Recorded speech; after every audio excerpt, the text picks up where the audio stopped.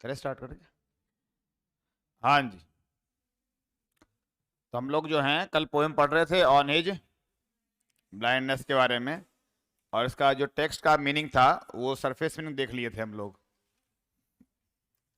दो काम कर लिए थे, तो उसका लिटरल मीनिंग है, शब्दों के भावार्थ शब्दार्थ वो देख लिया था। और दूसरा जो है ये था कि पोएम में दो हमारे पार्ट हैं, थीमेटिक पार्ट ऑक्टेव और सिस्टेट। एक्चुअली पूरी पोएम वैसे ऑक्टेव में नहीं है, वो 7.5 और 6.5 भाग में है। जो हमारा वोल्टा कहिए या पोएम में जो टर्न आता है वो यहाँ पे आ जाता है, जहाँ पर आप पाते हैं ये आई फॉन्डली आस्क जो है, इस जगह पे पोएम जो है वो हमारी ब्रेक होती है। तो वेन आई कंसिडर से लेके और आई फॉन्डली आस्क, ये हमारा एक तरह से वो पहला क्वेश्चन वाला पार्ट है, जहाँ पोएट एक क्वेश्चन पूछ रहा है। बताइए पोएट क्वेश्चन किससे पूछ रहा है? हाँ, खुद से ही पूछ रहा है। और जवाब कौन किसको दे रहा है? वैसे तो खुद की दे रहा है, खुद ही दे रहा है खुद को। और इसने खुद में से क्या निकाल लिया फिर बाद में? पैसेंस वाला टर्म काम में लिया कि पोएम में तो जो बोलने वाला है वो पैसेंस है, वो जवाब दे रहा है। पर सीधा सपाट भाषा में पोएट अपने ही आप से सवाल कर रहा है और अपने ही आप उसका जवाब ले रहा है। तो जो क्वेश्चन पूछा गया है वो क्वेश्चन क्या पूछा गया है? आई फॉन्डली आस्क, मैं एक फॉन्डली का मीनिंग क्या है? फुलेस्ट क्वेश्चन पूछता हूँ। किससे पूछ रहा हूँ? अपने आप से पोएट के जहन में सवाल आता है। और सवाल कब आता है? जब वो ये बात विचार करता है कि उसकी लाइट है, आई साइट चली गई है। और वो सवाल क्या है? सवाल ये है डज माने does God exact day labour light denied, क्या ईश्वर जो है उन लोगों से भी डे लेबर का हिसाब किताब अकाउंट का लेखा जोखा लेता है क्या? डिमांड, यहाँ जो एग्जैक्ट का किस अर्थ में मीनिंग पढ़ा था अपन ने? डिमांड या क्लेम, जैसे किसी ने बताया था आप में से, तो वो ठीक है, क्लेम करना या डिमांड करना। तो पोएट जो है वो कह रहा है कि क्या गॉड उनसे भी अपना डे लेबर का हिसाब किताब क्लेम करता है या डिमांड करता है क्या, जिन लोगों को जो लाइट यानी आई साइट सपोर्ट नहीं कर रही है?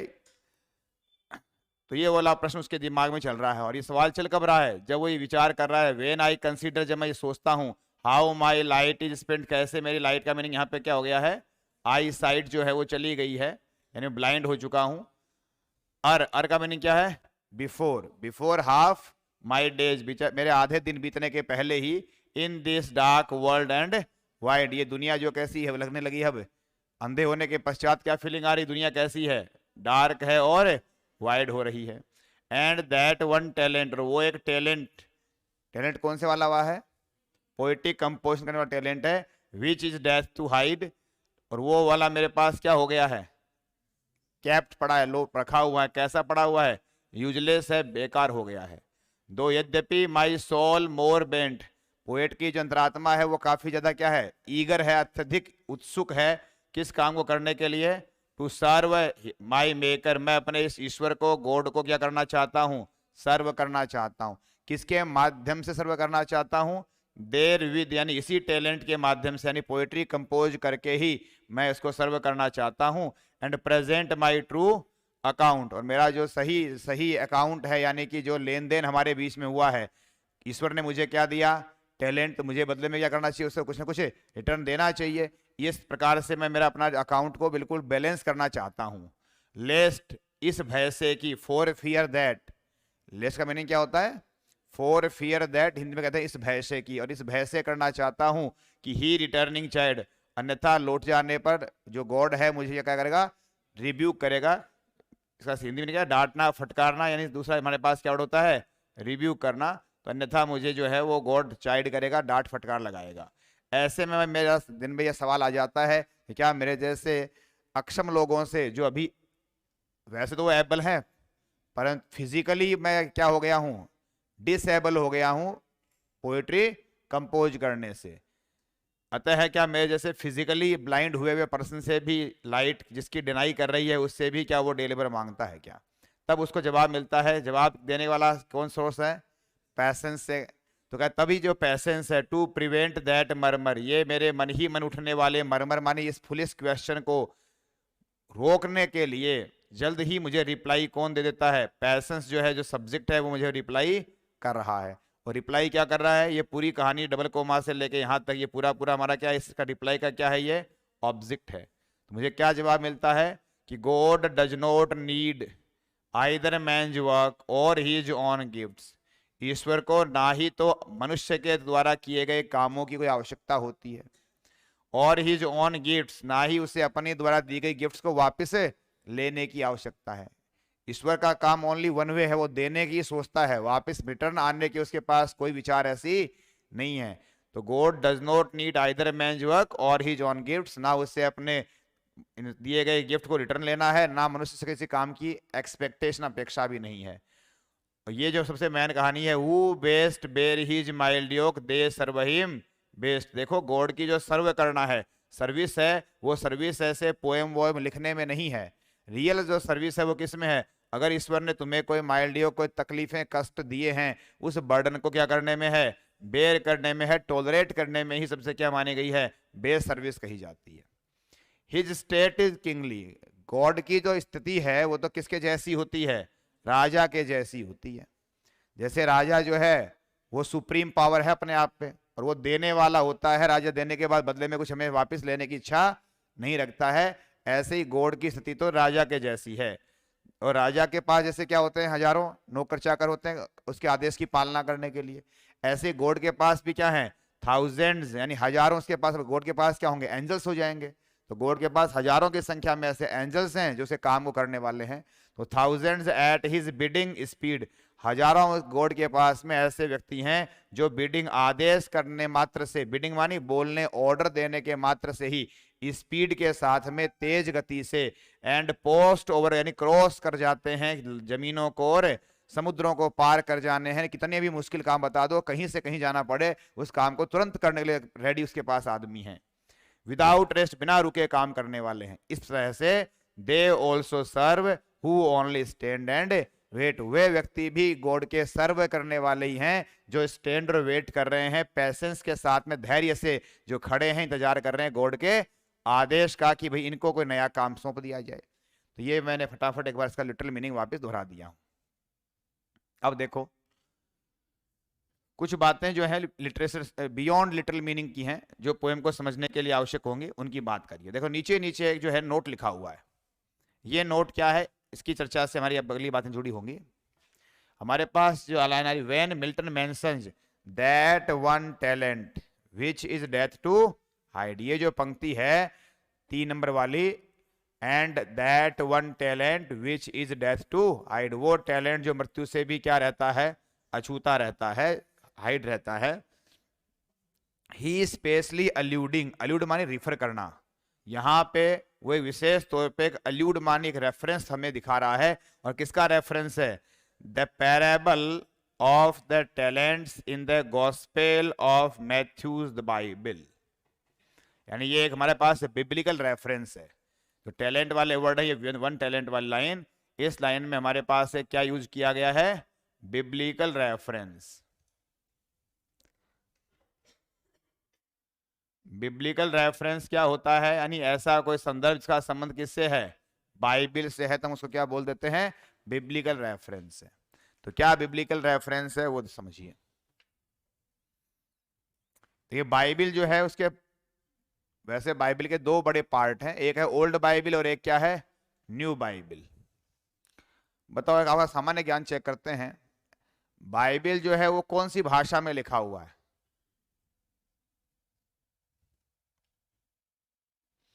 बाइबल है वो कौन सी लैंग्वेज में कंपोज्ड है? नहीं पता? चलो अनुमान लगाओ, गैस करो। इटालियन में, उर्दू में? अरे वाह, क्या बात है। बाइबल जो है इसके 2 भाग हैं, एक है ओल्ड टेस्टामेंट और एक है न्यू टेस्टामेंट। ओल्ड टेस्टामेंट और न्यू टेस्टामेंट।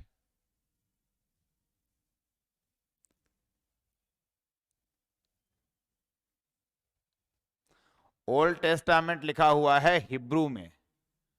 ओल्ड टेस्टामेंट किस भाषा में है? हिब्रू भाषा में, और न्यू टेस्टामेंट है वो है ग्रीक भाषा में। हिब्रू और ग्रीक वैसे ही हैं जैसे हमारे संस्कृत और हिंदी हैं, यानी आदिम पुरानी तो संस्कृत है, फिर उसी का ही धीरे धीरे धीरे धीरे क्या हुआ, रूपांतरण होकर जैसे हिंदी और बाकी चीजें बन गई, ऐसे मूल में ये क्या थी, हिब्रू थी, और वो धीरे धीरे बाद में ग्रीक में रूपांतरित हो जाती है। तो बाइबल का जो पुराना बाइबल है, ओल्ड बाइबल वाला, वो तो है हिब्रू भाषा में, और न्यू बाइबल किस में है, ग्रीक में। ये सिंपली सामान्य जानकारी के लिए बता दिया हूँ, हमारे को इसका पोएम से इसका कोई संबंध नहीं है। तो ये जो बाइबल हमारी है, इस बाइबल में अलग अलग जैसे दो बड़े पार्ट हैं, ओल्ड टेस्टामेंट, न्यू टेस्टामेंट, फिर हर पार्ट में भी क्या छोटे छोटे पार्ट हैं। ऐसे बाइबल का एक पार्ट का नाम होता है मैथ्यूज पार्ट। कौन सा पार्ट है ये, मैथ्यूज का, MATTHEW लिखा है बाइबल। तो बाइबल का एक भाग है, इसका नाम क्या है, मैथ्यू पार्ट। उस मैथ्यूज पार्ट में एक स्टोरी आती है, इसका नाम है the parable of talents. The parable of talents, उसमें एक हमारे पास स्टोरी है, द पैराबल ऑफ टैलेंट्स।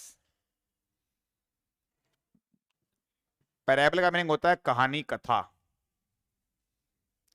और किसी कहानी है, टैलेंट्स की कहानी है। तो देखो जो बाइबल के जमाने की बातें हैं, उस जमाने में जो टैलेंट वर्ड है उसका मतलब होता था हमारे पास कॉइन। टैलेंट वर्ड का यहाँ पे क्या मीनिंग है, कॉइन से मीनिंग है मुद्रा जो होती है, उसका एक जो सिक्का होता है हमारे, उस मुद्रा के सिक्के को क्या कहा जाता है, टैलेंट कहा जाता था। यानी टैलेंट वर्ड में डबल मीनिंग है। टैलेंट वर्ड में क्या है, डबल मीनिंग है। और जहां एक वर्ड के डबल मीनिंग होते हैं, लिटरेचर की फिगर ऑफ स्पीच की भाषा में वो कौन सा फिगर ऑफ स्पीच कहलाता है, पन कहलाता है। तो यहाँ पन का यूज हुआ है, इसको हिंदी में क्या बोलते हैं, श्लेष अलंकार कहते हैं। जहां एक वर्ड के दो मीनिंग पाए जाते हैं। तो हमारे पास इस अपने आप में बड़ा क्वेश्चन है, वेरी इंपॉर्टेंट क्वेश्चन है कि टैलेंट वर्ड में कौन सा लाइन दे दिया, मान लो which the and that one talent which is death to hide, इसमें कौन सा फिगर ऑफ स्पीच हुआ है, तो पन जवाब आएगा। अब पन में भी सवाल अलग अलग करते साहब, पन में भी दो मीनिंग है, तो यहाँ दो मीनिंग कौन कौन से हैं, तो हमारे पास जो वर्ड टैलेंट इसके दो मीनिंग हो गए हैं। पहला मीनिंग तो कौन सा हो गया इसका, ये कोइन वाला, और दूसरा इसका जो मीनिंग है वो हमारे पास कौन सी है, पोएट की स्किल या एबिलिटी, दक्षता, कुशलता माने टैलेंट है। तो one meaning is skill and other meaning is coin. Skill वाला मीनिंग है वो तो हमें पोएम के अकॉर्डिंग काम मिलेंगे, और टैलेंट वाला मीनिंग वो कहाँ से काम मिलेंगे, बिब्लिकल रेफरेंस के आधार पर इसमें टैलेंट वाली बात का मीनिंग पाया जाता है। अब ये टैलेंट वाली बात को समझने के लिए ये जो लिखी है हमारी पैराबल ऑफ द टैलेंट्स, ये पैराबल ऑफ द टैलेंट्स क्या है वो थोड़ी सी आप सुन लीजिए। क्या कहानी है मैथ्यू पार्ट में आने वाली, वो क्या स्टोरी है टैलेंट वाली। टैलेंट की स्टोरी ये है कि एक बार एक कोई सेठ मान लो, अपने यहाँ से सेठ जी बोलते हैं, यानी पैसे वाला कोई व्यक्ति मान लो, मालिक जिसके नौकर चाकर होते हैं, तो ऐसे एक व्यक्ति है और उसके सर्वेंट्स रहे कहीं, उसे किसी काम से कहीं बाहर जाना होता है। तो जाते इसमें क्या करता है, वो अपने तीन सर्वेंट हैं, तीनों सर्वेंट को क्या किया, एक एक टैलेंट दे दिया, यानी एक एक कोइन दे दिया। पहले 1 रुपया दिया, दूसरा रुपया दिया, तीसरा रुपया दिया, और तीनों को सिंगल सिंगल रुपया देने के बाद में वो कहता है कि भाई मैं महीने 1.5 महीने कहीं बाहर किसी काम से जा रहा हूँ, 1.5-2 महीने बाद में लौट के आऊंगा, और आप जो है आते ही मैं आपसे हिसाब किताब लेने वाला हूँ कि मैंने आपको जो टैलेंट दिया इसको आपने क्या यूज में लिया हुआ है, ठीक है, इसको रखना सुरक्षित, खराब मत कर देना। ऐसा करके वो चला गया। अब वो 1.5-2 महीने बाद में अपने जब कहीं भी किसी काम से गया होगा, वहां से लौट के आता है, तो उसने आते ही क्या कहा, बोले हाँ भाई लाओ अपना हिसाब किताब दो। तो पहला जो बंदा था, पहला जो सर्वेंट था, उसने क्या किया कि महाराज देखो आपने मुझे 1 रुपया दिया था और मैंने इसे किसी न किसी व्यापार में लगाया और साहब मेरे को मुनाफा हुआ, मैंने यहाँ पे 1 के 4 कर दिए। तो उसने बड़ी प्रेज करी, बोले वाह वेल डन, बड़ा अच्छा काम किया, शाबाश, गए वो, गुड। फिर दूसरा, हाँ तू बता भाई, महाराज साहब मैंने भी इसको कहीं ना कहीं लगा दिया था और मेरा ये पैसा डबल हो गया, मेरा 1 के 2 रुपये बन गए। उसने उसकी बरपेज, वेल डन, बढ़िया, अच्छा किया। फिर तीसरे वाले से पूछा तू बता भाई तूने क्या किया, साहब रुको फटाफट आपके सामने आता हूँ। वो गया, उसने मिट्टी से ऐसे खुरेदी, खड्डा खोदा और मिट्टी से निकाल कर उसका मारते, ये वाला कोइन आपने दिया था, सेम का सेम डिट्टो कोइन, बिल्कुल सेम पड़ा है, रखो आप आपके वाला। उसने डांट लगाई उसको। क्या किया मालिक ने, किसको डांट लगाई, मास्टर ने थर्ड वाले डाटा, और क्या डाटा कि तूने क्या कर दिया, टैलेंट को यूजलेस कर दिया, बेकार कर दिया। ये जो कॉइन मैंने इसलिए नहीं दिया था कि तू उसको मिट्टी में गाड़ देगा, मैंने कहा था सेफ रखना। सेफ का मतलब बर्बाद मत करना, पर सेफ का ये अर्थ नहीं था कि डिट्टो डिट्टो सेम का सेम डूबा दो, सब एज इट इज लो आप क्या वाला। तो तूने क्या किया, मनी को दुरुपयोग कर दिया। दुरुपयोग का मैंने कैसे कर दिया कि ये काम आने के लिए होता है पैसा, टैलेंट जो है वो यूज लेने के लिए है, न कि छुपा के रखने के लिए है। इस प्रकार से तीसरे स्टूडेंट को क्या मिलती है, डांट फटकार मिलती है, जब वो उस टैलेंट को छुपा देता है सेफ रखने के चक्कर में। जबकि बाकी जो दोनों ने क्या किया, उसको इन्वेस्ट करके डबल या ट्रिपल मुनाफा कमा के उसको काम में लिया, उसकी प्रेज करी गई है। यानी यूज में लिया जाए पैसा वो काम का है, पैसा जो है वो छुपाने गया कंजूसी की भांति लखनऊ का नहीं है। ये उस कहानी का मैसेज है, जो पैराबल है बाइबल वाली, तो नाम पैराबल ऑफ टैलेंट्स, जो मैथ्यू वाले पार्ट में आती है बाइबल में। इस पूरी की पूरी बाइबल की टैलेंट को अब आप इस लगातार जो है इन तीनों चारों पंक्तियों में एक साथ कैरी ऑन पाएंगे तो इसके मीनिंग को समझ पाएंगे। इन चारों पंक्तियों में यहां से यही पूरी बात जुड़ती है। कैसे, मैं अंधा हो गया हूं और मेरी आई साइड चली गई है हाफ जीवन बीतने के बीच में, एंड और ऐसा होने से दैट वन टैलेंट, वो एक टैलेंट, यहाँ देखो वन लिखा है, वन माने वो 1 रुपया था तीसरे वाले के पास जिसको डांट मिली थी, तो वो एक talent which is death to hide. अब इसका मीनिंग नया हो जाएगा। अब इसका नया मीनिंग क्या हो जाएगा कि वो एक टैलेंट विच इज डेथ, वो टैलेंट जो मौत के बराबर हो गया है। कब वो टैलेंट मौत के बराबर का मीनिंग है बेकार हो गया है, निरर्थक हो गया है। कब हो गया है, टू हाइड, छुपा देने पर हो गया है। वो टैलेंट छुपा देने पर, जैसे उसने मिट्टी में उसको छुपा दिया, तो छुपाते वो टैलेंट क्या है, बेकार है, सेंसलेस है, यानी कि वो टैलेंट डेथ के बराबर निरर्थक हो जाता है। निरर्थक कब हो जाता है, छुपा देने पे हो जाता है। लॉस्ट विद कब हो जाता है, जब उसे रख दिया जाता है। विद मी, यहां पोएम में वो विद मी कह दिया, और वो छुपा देने से मेरे पास कैसा हो गया है, यूजलेस हो गया है। तो छुपा देने से, डेथ के अंदर कन्वर्ट कर देने से वो क्या बन जाता है, बेकार बन जाता है। दो हालांकि माई सोल मोर बेंट, मेरी अंतरात्मा बड़ी ही उत्सुक है उसी कोइन से मैं मेरे मेकर माने मेरे मास्टर को क्या करूं, सर्व करूं। यानी तीसरे सर्वेंट की इच्छा में, उसके इंटेंशन में कोई कमी नहीं। तीसरे ने भी यही सोचा था कि मालिक ने कहा रखो सेफ, उसने सेफ का तरीका कुछ और समझ लिया। तीसरे ने सेफ मानी क्या समझ लिया, छुपा के रखने से सेफ रह जाएगा। तो ऐसी अक्कल लगाने से उसको डांट मिली है। तो कह रहे मैं अपनी स्थिति उस तीसरे सर्वेंट जैसी पा रहा हूं जो इरादे से नेक ही था, जिसके इरादे बुरे नहीं थे, लेकिन नेक इरादे होके भी उसे प्रेज प्राप्त नहीं हुई, डांट फटकार ही मिली।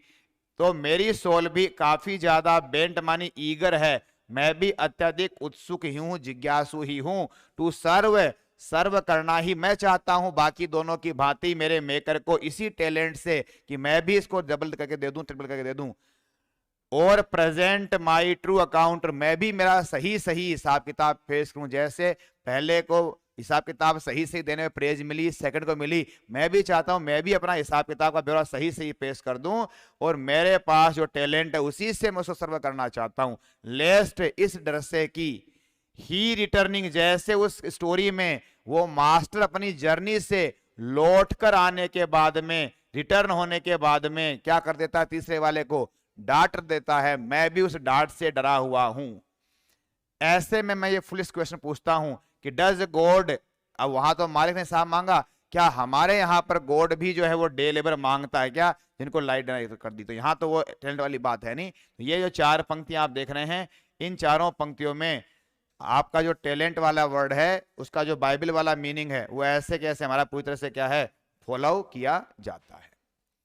अब आप देखो इसको पढ़ने का तरीका हमारे पास चेंज हो गया है। जो ही आप इसमें टैलेंट का मीनिंग वो बाइबल वाले स्टोरी का कोइन डालेंगे तो शब्दों के भावार्थ को अलग तरीके से फील किया जाएगा। तो यहां पे मैं दोबारा पढ़ रहा हूं, इसको 2 तरह से फील करेंगे। पन है तो पन में 2 मीनिंग है। पहले हमारे इसका मीनिंग लेते हैं स्किल वाला, जो कल मैं बताया था। दूसरा मीनिंग क्या लेते हैं, कोइन वाला। तो पहले वापस मैं स्किल वाला मीनिंग लेता हूँ। स्किल वाले मीनिंग अकॉर्डिंग ये है कि भाई जब मेरी आई साइट चली जाती है, इस आधी जिंदगी बीतने के पहले ही दुनिया मुझे डार्क लगने लगी है, वाइट लगने लगी है, तो मेरा वो टैलेंट, हमारी वेरी वो स्किल पोइट्री कंपोज करने वाली, डेथ टू हाइड, छुप जाने से क्या हो चुकी है, बेकार हो ली है। और मेरा ये पूरा का पूरा टैलेंट यूजलेस हो लिया है। और मेरी सोल अत्यधिक, यानी मैं मन ही मन अत्यधिक ईगर हूं कि मैं इस पोएम वाले कंपोज करने वाले माध्यम से मेरे उस मास्टर को ज्यादा जा कर पाऊं, सर्व कर पाऊं और मेरा ट्रू अकाउंट दे पाऊं, अन्यथा मुझे लौटने पर वो डांट लगाएगा। अब यहां देखो रिटर्न कौन हो रहा है, दोनों मीनिंग अलग अलग पढ़ता हूं मैं, तो दोनों मीनिंग अलग अलग पढ़ने में रिटर्न वर्ड के भावार्थ बदल जाते हैं। रिटर्न वर्ड में यहां देखिए अर्थ में क्या परिवर्तन आ जाता है। आप पहले ये अर्थ निकालिए, टैलेंट का मतलब है स्किल, पोएटिक एबिलिटी। तो बताइए लौट कौन रहा है, यहां जो लिखा है लेस्ट ही रिटर्निंग चाइल्ड, तो वह क्या करेगा, डांटेगा।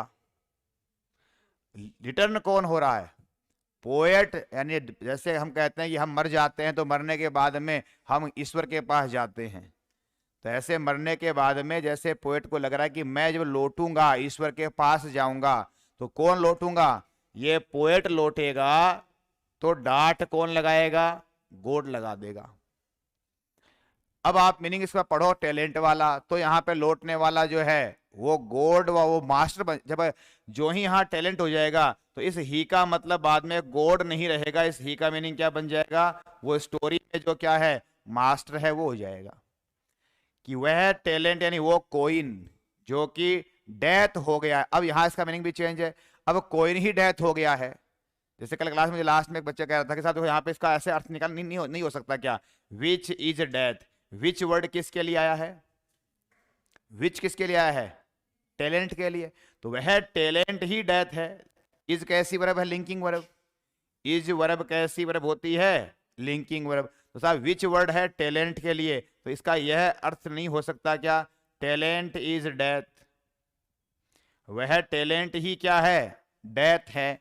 और वह टैलेंट डेथ कब हो जाता है, टू हाइड, अगर उसको छुपा दिया जाए तो वो डेथ बन जाता है। हाँ ये मीनिंग हो सकता है, अगर तुम्हारा टैलेंट का अभिप्राय क्या ले लिया जाए, कॉइन, यानी वो जो पैसा है वो कॉइन है, वो कॉइन डेथ बन जाएगा, मानी बेकार हो जाएगा, जीरो हो जाए, किसी काम का नहीं रहेगा। अगर उसको क्या कर दिया जाता है, छुपा दिया जाता है, तो वह पैसा बेकार हो जाता है। लॉस्ट विद मी, मेरे पास बेकार ही पड़ा रह जाता है। भले ही रुपए की वैल्यू रुपए है, पर वो रुपए की वैल्यू जो है वो इकोनॉमिक्स की भाषा में आप देखते हैं पैसा उतना ही होता है, एक का एक ही, लेकिन वो इन्फ्लेशन से उसकी वैल्यू क्या हो जाती है, गिर जाती है। आज से 100 साल पहले का 1 रुपया और आज के 1 रुपये के अंदर लिखा तो एक का एक ही है, पर उसकी जो मार्केट वैल्यू वो क्या हो गई है, लो हो जाती है। इस प्रकार से अगर आप इसको छुपा के रख देते हैं तो उसकी वैल्यू क्या हो जाती है, डिग्रेड हो जाती है, वो यूजलेस बन जाता है।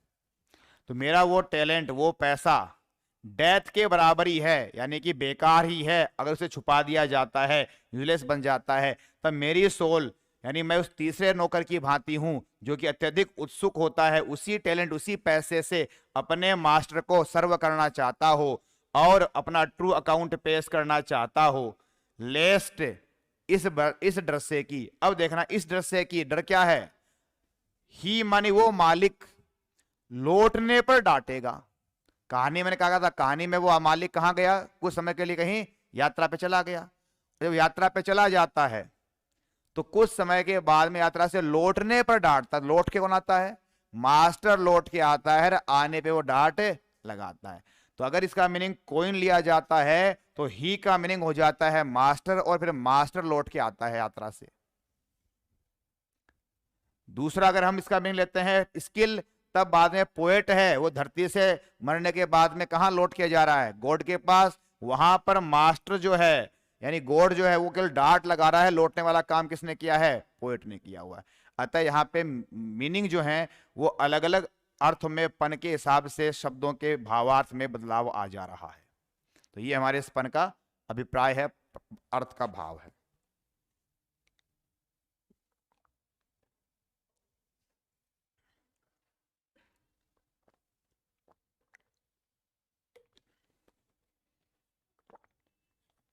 अगला देखो, इसमें और भी पन है,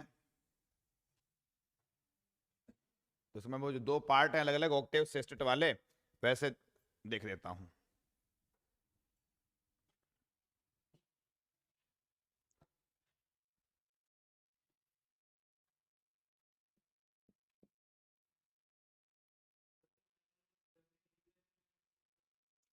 लाइन नंबर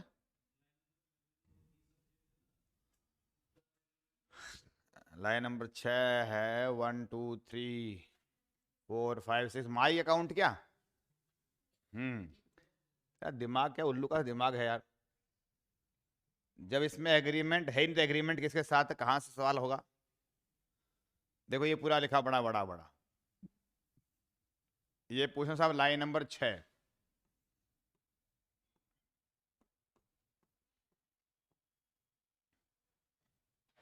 जो अभी हम बात लेटेस्ट कर रहे थे, इनका प्रश्न साहब ये जो ही है इसका एग्रीमेंट किसके साथ है?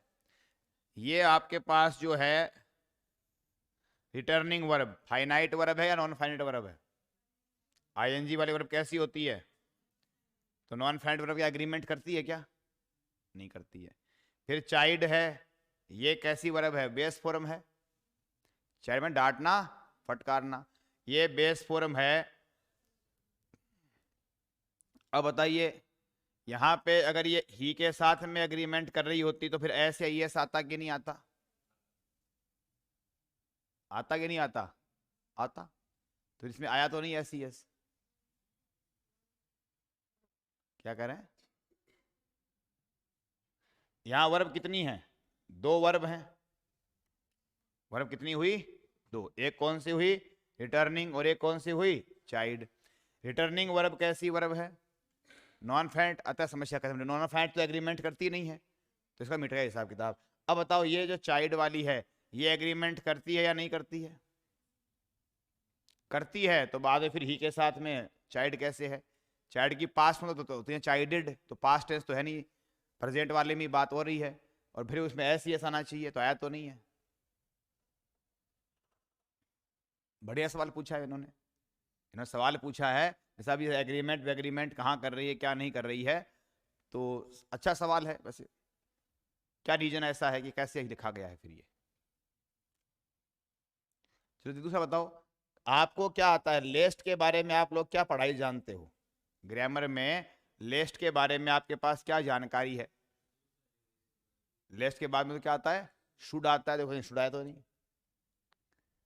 बिल्कुल सही करें। ऐसे पढ़ाते हैं आप लोग कि लेस्ट के बाद में तो क्या आती है? शुड की मॉडल काम में लेते हैं, लेस्ट ही शुड ऐसे आ जाता है। यहां तो कोई शुड नहीं आया है। तो देखो किताब खुलवाएं, किताब खोलो।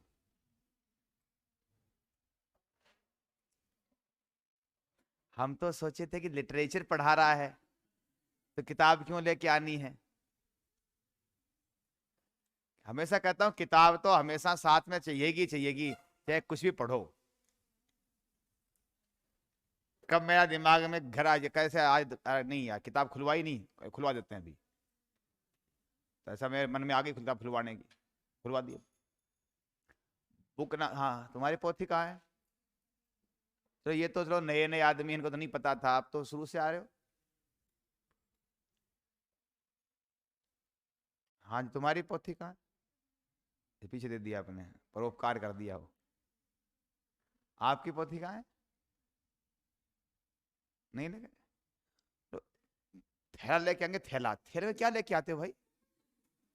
इस बैग में लाते क्या हो ऐसा कि किताब तो मिलती नहीं है बाकी सब कुछ मिलता है इसमें? है बहुत हैवी हो जाता है। हो किताब थोड़ी है ये। हम्म, देखो जी किताब निकालिए बुक नंबर 2, और बुक नंबर 2 में मोर अबाउट एडवर्ब क्लोज का चैप्टर होना चाहिए, 7 नंबर चैप्टर। बुक नंबर 2 का 7वां चैप्टर है मोर अबाउट एडवर्ब क्लोज, वो खोलिए। मिल गया? इस एडवर्ब क्लोज चैप्टर में अब आपको नीचे 7 तरह के बिंदु लिखे मिलेंगे। Number 1 adverb close of time और प्लेस और मैनर और रीजन और कंडीशन, ऐसे नाम दिख रहे होंगे। इसमें एडवर्ब क्लॉज ऑफ पर्पस कितने नंबर का है? वो तो अगले पन्ना पढ़ लो, 3 बार चले जाओ, नीचे नीचे पेन में लिखा मिलेगा एडवर्ब क्लॉज ऑफ पर्पस। तो अब देखो यहाँ पे देखो एडवर्ब क्लॉज ऑफ पर्पस जो होते हैं, पर्पस में 3 तरह के आते हैं कंजंक्शन। सो दैट आता है, इन ऑर्डर दैट आता है, और लेस्ट आता है। दिख रहे हैं कुछ? इसमें लेस्ट के नीचे एग्जाम्पल लिखे होंगे, 2 एग्जाम्पल होंगे, एक में लेस्ट के आगे शुड है, एक में शुड है ही नहीं। दोनों ढूंढ लो आप लोग, मिले? तो लेस्ट के बाद शुड होता है, वो तो एग्जाम्पल तो है ही है, पर ऐसा एग्जाम्पल भी होगा लेस्ट का शुड आया ही नहीं है ना? तो ऐसे होता भी है। Sleep, sleep not, lest your Lord come in the night, ये वाक्य है। स्लीप नोट, सो मत। लेस्ट, इस भय से कि, for fear that your Lord come in the night, आपका ईश्वर रात को आ जाए। तो लॉर्ड वर्ड देखिए सिंगुलर ही है कि नहीं है? योर लॉर्ड में लॉर्ड कैसा है? सिंगुलर वर्ड ही तो है, पर क्या आगे जो है कम्स हुआ है? क्या नहीं हुआ, कम का कम ही रहा है। यही कहानी ये है, चाइल्ड का चाइल्ड ही रहा है। तो ये ही और चाइल्ड के साथ कनेक्ट है, ही सब्जेक्ट है और चाइल्ड इसके साथ में पाया जाता है। यहां पे मॉडल जो शुड है वो है optional. Lest the Lord should come in the night, ये भी सही है।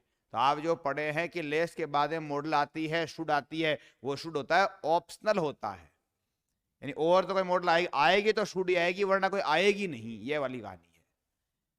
अब अगर शुड आती है मॉडल, तो इसके बाद में फॉर्म कौन सी होती है? बेस। तो शुड के बाद में भी क्या रहता है? कम ही रहता है या चाइल्ड ही रहता।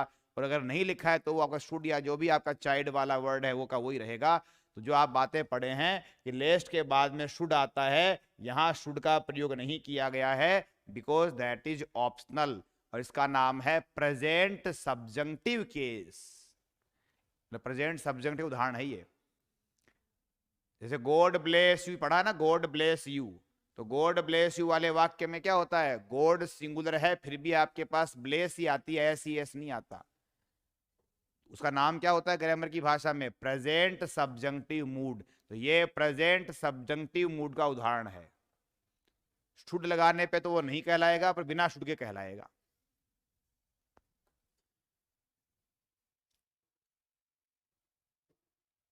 ठीक है? तो यहां पे चाइल्ड वाली बात अब समझ में आ गई होगी। किसने कहा किताब को बंद कर लो? दोबारा किताब खोलो।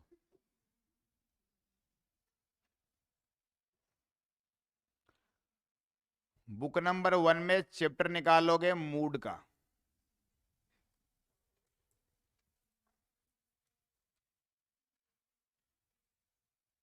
बुक नंबर 1 में 25 के आसपास चैप्टर होना चाहिए।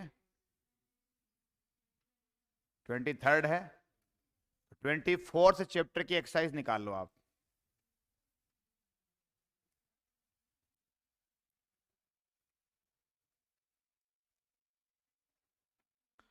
ट्वेंटी फोर्थ चैप्टर की एक्सरसाइज निकाल लो। निकाल ली? जिसमें तुम्हारे पास 15-20 सेंटेंस दे रखे होंगे और ऊपर लिखा हुआ है नीचे दिए गए सेंटेंसेस का टेंस बताओ और उनका मूड बताओ। है? अब किताब देना मेरे को, मैं यहां से एक सवाल बताना चाहता हूं। इस एक्सरसाइज के क्वेश्चन में से एक क्वेश्चन की बात करना चाहेंगे, और वो क्वेश्चन जो है आपके पास है 25 का सवाल। लो जी।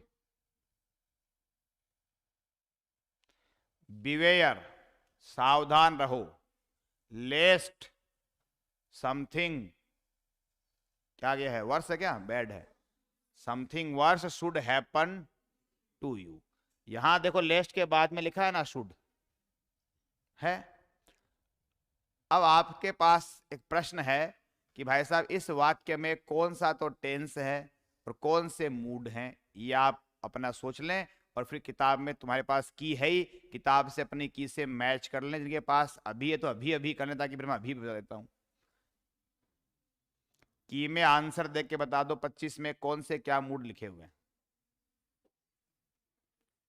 इस वाक्य में।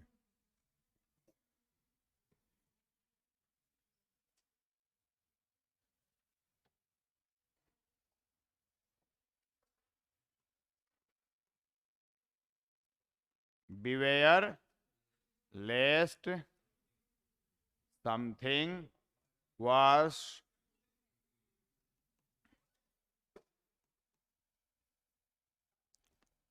should happen to you।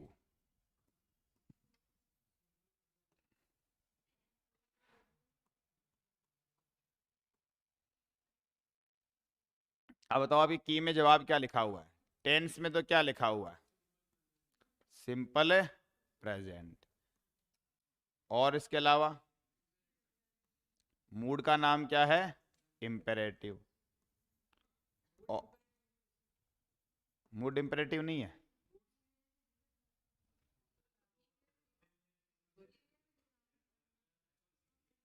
तो सॉरी तो सुन लिया आपने, बांध तो बताओ, सॉरी तो 3 बार बोल दिया आपने, काम की बात बताई नहीं।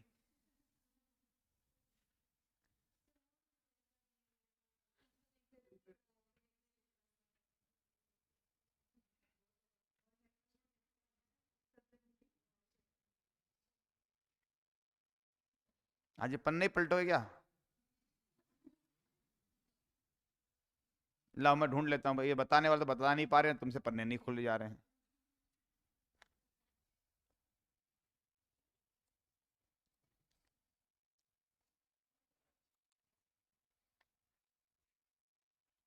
देखिए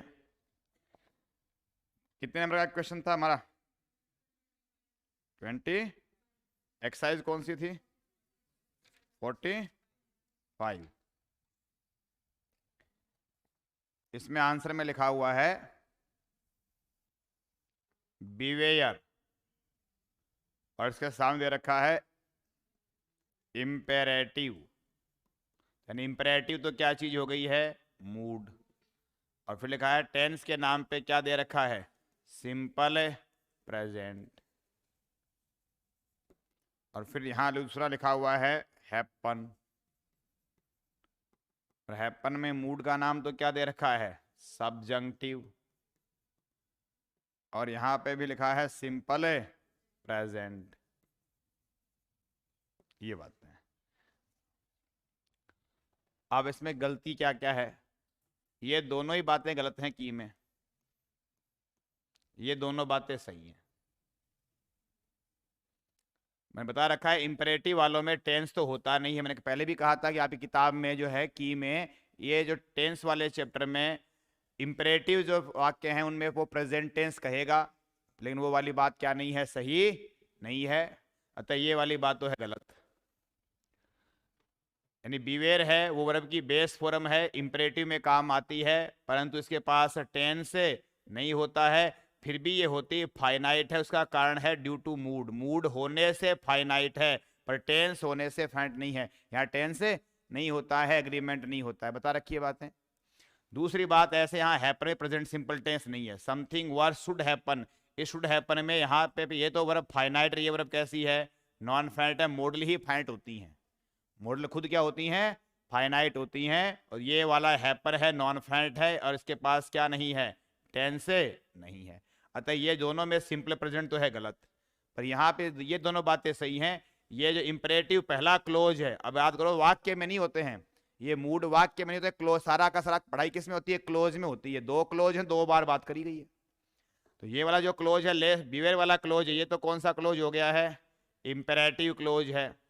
सावधान रहिए, लेस तुम्हारा है कंजंक्शन इस भय से कि समथिंग वर्स कुछ अत्यधिक बुरा जो है, शुड हैपन टू यू तुम्हारे साथ न हो जाए, कुछ बुरा आपके साथ न हो जाए। एक बात और ध्यान रखना, लेस्ट के आगे वाले में नेगेटिव सेंस होता है, नोट लिखा नहीं जाता है, ये बड़ी गलती होती है। आप ऐसे लिख दो lest something worse should not happen, वो वाक्य भी गलत है। लेस्ट के आगे कितना शुड याद कर लो, अगर शुड के आगे नोट लगा दिया तो गड़बड़ हो गई है। लेस्ट में नोट आता नहीं है, लेस्ट के आगे नोट का हिंदी अर्थ बोलेगा, वो लेकिन इसका नेगेटिव भाव खुद में समाया होता है। जैसे स्कार्सली हार्डली आने पर नोट लिखते नहीं है, खुद में नेगेटिव अर्थ समाया होता है, तो ऐसे यहां नेगेटिव अर्थ समाया होता है। ले something worse should happen, should not happen ऐसा नहीं बोला जाएगा। तो इसलिए हिंदी में है कुछ बुरा न हो जाए। अब अगले मुद्दे की बात है, यहां देखिए शुड भी आई हुई है। अगर आप चाहते तो बिना शुड के बोल दो, तो ऐसे बोलते something worse happen to you. और यहां देखिए किताब करिए मूड कौन से वाला है, सब्जंक्टिव मूड है। मैं यही अभी अभी आप बता रहा था कि भाई साहब हमारे पास सब्जंक्टिव मूड की स्थितियां बनी हुई हैं। ये वाला स्थिति में भी यहाँ पे ही और चाइल्ड वाली कहानी है, और ये सब्जंक्टिव मूड है, प्रेजेंट सब्जंक्टिव मूड है। सब्जंक्टिव मूड कितने प्रकार का होता है? दो प्रकार का होता है, प्रेजेंट सब्जंक्टिव और पास्ट सब्जंक्टिव। तो सब्जंक्टिव मूड जैसे आप गॉड ब्लेस यू पाते हैं, गॉड ब्लेस यू वाले वाक्यों की भांति ही लेस्ट के आगे में जो शुड पड़ा होता है वो प्रेजेंट सब्जंक्टिव मूड में है। मॉडल में कहोगे तो शुड के साथ कहोगे, वरना मॉडल उड़ा दोगे तो आपको बेस फॉर्म मिलेगी, चाहे कैसा भी लिखा हो, सब्जेक्ट सिंगुलर हो चाहे प्लूरल हो, उसके अंदर एस ई एस वाला प्रयोग नहीं किया जाता है। ओके यार, गजब आदमी हो तुम तो। मतलब पढ़ाई पढ़ाने के बाद भी यार तुम्हारे पास सवाल अभी तक समाप्त क्यों नहीं हो रहे? ये बेस फॉर्म है बिवेयर वाली, इसको फाइनाइट क्यों लिखा है? चलो मैं लिख दिया। मैं ये सवाल आपसे पूछूं, ये बिवेयर बेस फॉर्म है, ये फाइनाइट कही जाएगी या नॉन फाइनाइट कही जाएगी? क्यों, सपना कहां से आया? इंपरेटिव सेंटेंस है तो क्या हुआ? मूड है इसलिए। तो प्रेजेंट सब्जंक्टिव में मूड नहीं हुआ क्या? मूड, तो ये मूड है, तो ऐसे ही सब्जंक्टिव मूड का नाम है कि नहीं? सब्जंक्टिव नाम किसका है? मूड का। पर मूड होने से क्या कहला रही है? तो बाद में वो भी फाइनाइट ही कहलाएगी। जहां मूड वहां फाइनाइट, जहां टेंस वहां फाइनाइट। पर कुछ ऐसी स्थितियां हैं, मान लो टेंस तो नहीं आए और मूड आ जाए तो फाइनाइट है। अभी नहीं समझ में आई? तो बस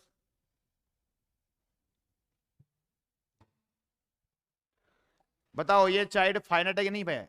स्पष्ट बताओ, ये चाइल्ड जो है ये फाइनाइट वर्ब है या नॉन फाइनाइट वर्ब है? चाइल्ड वाली वर्ब फाइनाइट है कि नॉन फाइनाइट है? फाइनाइट है, क्योंकि किसको बना रही है? Subjunctive mood. मूड प्लस मानी फाइनाइट। समस्या यह है कि मैं एक तरीके से पढ़ाने से वो कई बार क्या कि एक तरीका अपनाने से समस्या भी होती है। मैंने शुरू शुरू में ऐसे पढ़ा दिया आपको कि फाइनाइट आने का मीनिंग क्या होगा? टेंस होगा। फाइनाइट मानी क्या होगा? टेंस तो होगा ही होगा। अब आपके दिमाग में क्या कि तुम उसके जब भी स्थितियां अपवाद वाली है उसे बाहर सोच नहीं पा रहे हो, तो आप ऐसे मान लो, अगर टेंस में प्लस है, अगर टेंस है तो वर्ब कैसी होगी? फाइनाइट होगी। अगर टेंस तो नहीं हो, अगर वर्ब में क्या आ जाए? मूड आ जाए, तो भी क्या होगी वो? मूड आने पर भी क्या होगी? फाइनाइट होगी। दोनों में टिक लगा है, दोनों हैं तो भी फाइनाइट है, किसी एक में ओके हो जाए तो भी क्या है? फाइनाइट है। फाइनाइट के आप जो हैं पैरामीटर टेंस के अलावा मूड को भी समझिए। अब मूड वाले उदाहरण बहुत कम होते हैं, इसलिए उनके एग्जाम्पल कम चर्चा में आते हैं, अतः ज्यादातर हमारे पास टेंस के उदाहरण अधिक होते हैं, उसके उदाहरण बार बार मैं बोल देता हूं। तो प्रेजेंट सब्जंक्टिव मूड में वर्ब की फॉर्म बेस होती है, परंतु मूड होने से वो कहलाती है फाइनाइट, भले उसमें आपको एस ई एस के दर्शन नहीं हो रहे हों। हाँ जी, तो ये हमारी बात चल रही थी, वापस बात को समझिए आ गया। तो मैं यहाँ पे अभी अपन ने कौन सी बात देखी है? टैलेंट वाली बात को समझा कि टैलेंट वर्ड में किसका प्रयोग किया गया है? पन का प्रयोग किया गया है। दो तरह के मीनिंग पाए जाएंगे, उस आधार पे कहानी है। अब लोग यहाँ से लोग इसी बात को समझिए। रिटर्निंग वर्ड में दो अर्थ कैसे बन गए? नहीं, गोड वर्ड तो बन ही गया, लेकिन मैं वैसे ग्रामर की दृष्टि से पूछ रहा हूं। इसमें लिखा है लेस्ट ही रिटर्निंग चाइल्ड,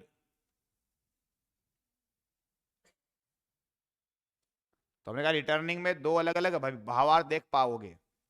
अगर जो है वो कहानी लगाई जाए, बाइबल के टैलेंट वाली कहानी, कहानी लगाने पे ही का मीनिंग क्या हो जाता है?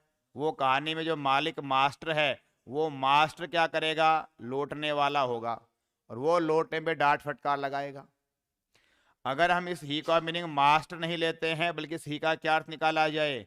गॉड निकाला जाए, तब बाद में लौटने वाला जो है वो गॉड नहीं होगा। फिर लौटने वाला कौन होगा? जो पोएट मिल्टन है वो लौटेगा, और उसके लौटने पर, हेवन में जाने पर, गॉड उसे डांटेगा। डांटने वाला काम दोनों बारी कौन करेगा? डांटने वाला काम तो किसके साथ जुड़ा हुआ है? ही के साथ जुड़ा हुआ है। मास्टर है, वो लौट के वो डांट देगा, और गॉड है तो गॉड लौटने पर डांट देगा। यहां पे आपको एक मैं दूसरी थोड़ी सी एक लैंग्वेज की बात और सिखाता हूं, देखना।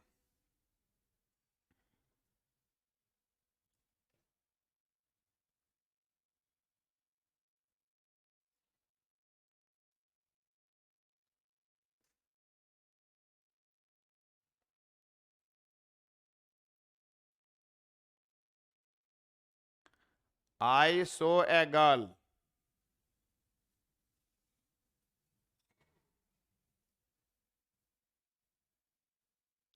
Standing upon the roof. I saw a girl standing upon the roof. बताइए, छत पे खड़ा वाला जो काम है, ये काम कौन कर रहे हैं?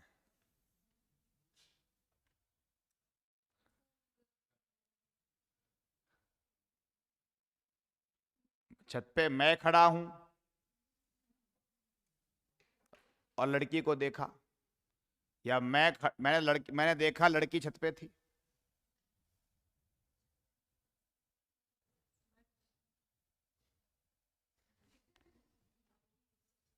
लड़की छत पे है खड़ी हुई, या मैं छत पे खड़ा हुआ हूं?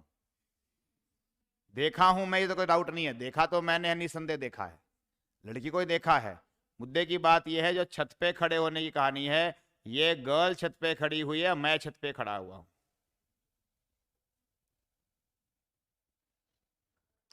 गर्ल, मैं नहीं, गर्ल, गर्ल नहीं मैं। तो ये है कहानी एम्बिग्यूटी की। ये कैसी कहानी है? ये एम्बिग्यूटी है। क्या होती है एम्बिग्यूटी? अस्पष्ट स्थिति, यानी इसका कोई एक सीधा जवाब नहीं है। आप दो अन्य अलग अलग तरीके से इंटरप्रेट कर सकते हो। दोनों तरीके से ये बात कही जा सकती थी। अब सिचुएशन में आगे पीछे और वाक्य होते तो आप स्पष्ट होते। हमारे पास दाएं बाएं और कोई बात है नहीं, इतनी लिख के छोड़ दी है, तो ये बड़ी अस्पष्ट कहानी हो गई है। कि भाई साहब, एक बार जो स्टैंडिंग है, ये आई के साथ में जोड़ के भी आप अर्थ निकाल सकते हो कि छत पे मैं खड़ा था, तब लड़की मेरे को दिखाई पड़ी। और एक अर्थ ये हो सकता है कि मैंने लड़की को देखा, लड़की कहाँ खड़ी है? छत पे खड़ी थी। इसमें एम्बिग्यूटी वाली स्थिति है। जैसे अब यानी ये स्टैंडिंग, स्टैंडिंग कैसी वर्ब है? Non find. Standing non find verb का डूअर कौन है? डूअर आई भी हो सकता है कि मैं छत पर खड़ा था और मैंने देख भी लिया। और अर्थ ये भी इसकी डूअर कौन हो सकती है? गर्ल भी, लड़की खड़ी थी तब मैंने देख लिया। जैसे यहां द्विअर्थी बातें हैं, ऐसे द्विअर्थी बातें रिटर्निंग वाले में। एक बार तो है कि भाई साहब लौटेगा कोई और वो ही ने डांट लगानी है। कौन लौटेगा? पोएट लौटेगा और ही डांट देगा। और एक अर्थ यह है कि साहब पोएट को ये ही तो डांटने वाला है और ही नहीं लौटना है। ही तो डांटेगा और ही लौटेगा। तो दोनों तरह के अर्थ हमारे पास आ रहे हैं पोएम में। अब पोएम में दो अर्थ आते हैं, उसको एम्बिग्यूटी नहीं बोलते। पोएम में दो को बोलते हैं पन। सामान्य भाषा में तो क्या कहते हैं कि वाक्य अस्पष्ट तरीके से घड़े हुए हैं, बढ़िया नहीं है, अर्थ स्पष्ट नहीं है।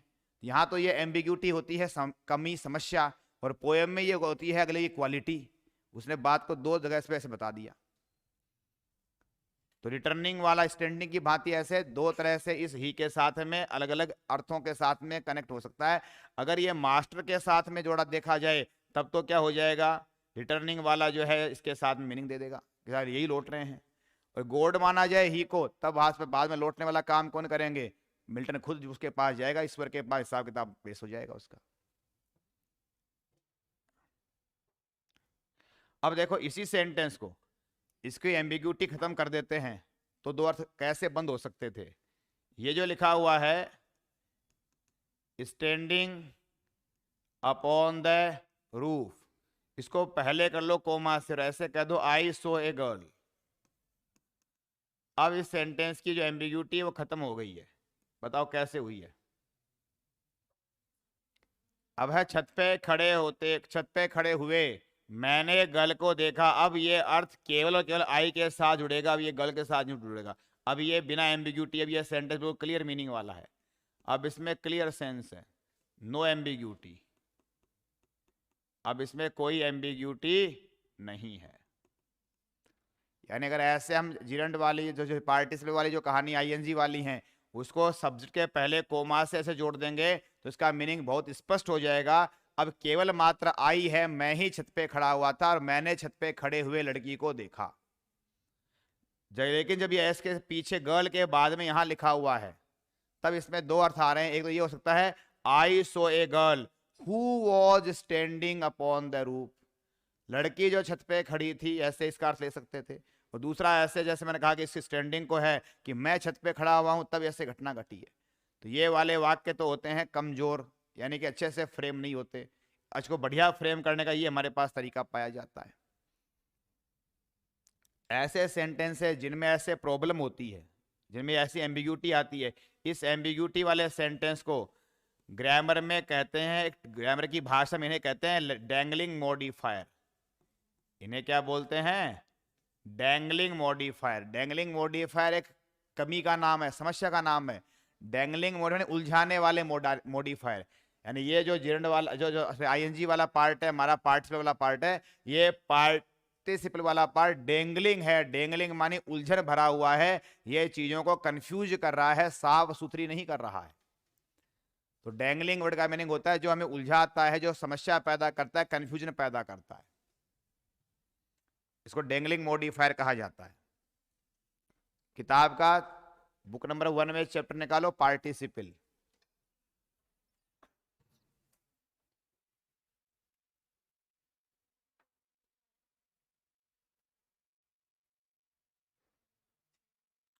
चैप्टर नंबर होना चाहिए 28 का, 29 का है ना, 29 का चैप्टर निकालिए पार्टिसिपल।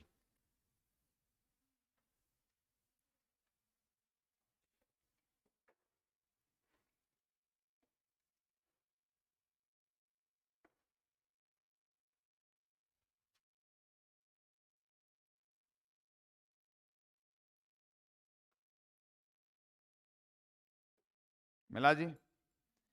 इसमें देखो पार्टिसिपल वाले चैप्टर में आखिर में एक्सरसाइज दे रखी है।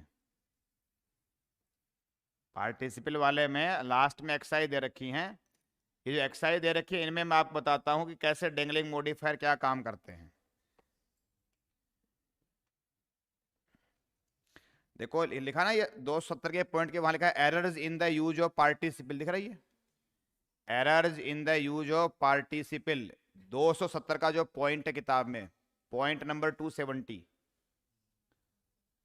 ये जो हेडिंग लिखा ना errors in the use of participle, इसी का नाम होता है डेंगलिंग मॉडिफायर।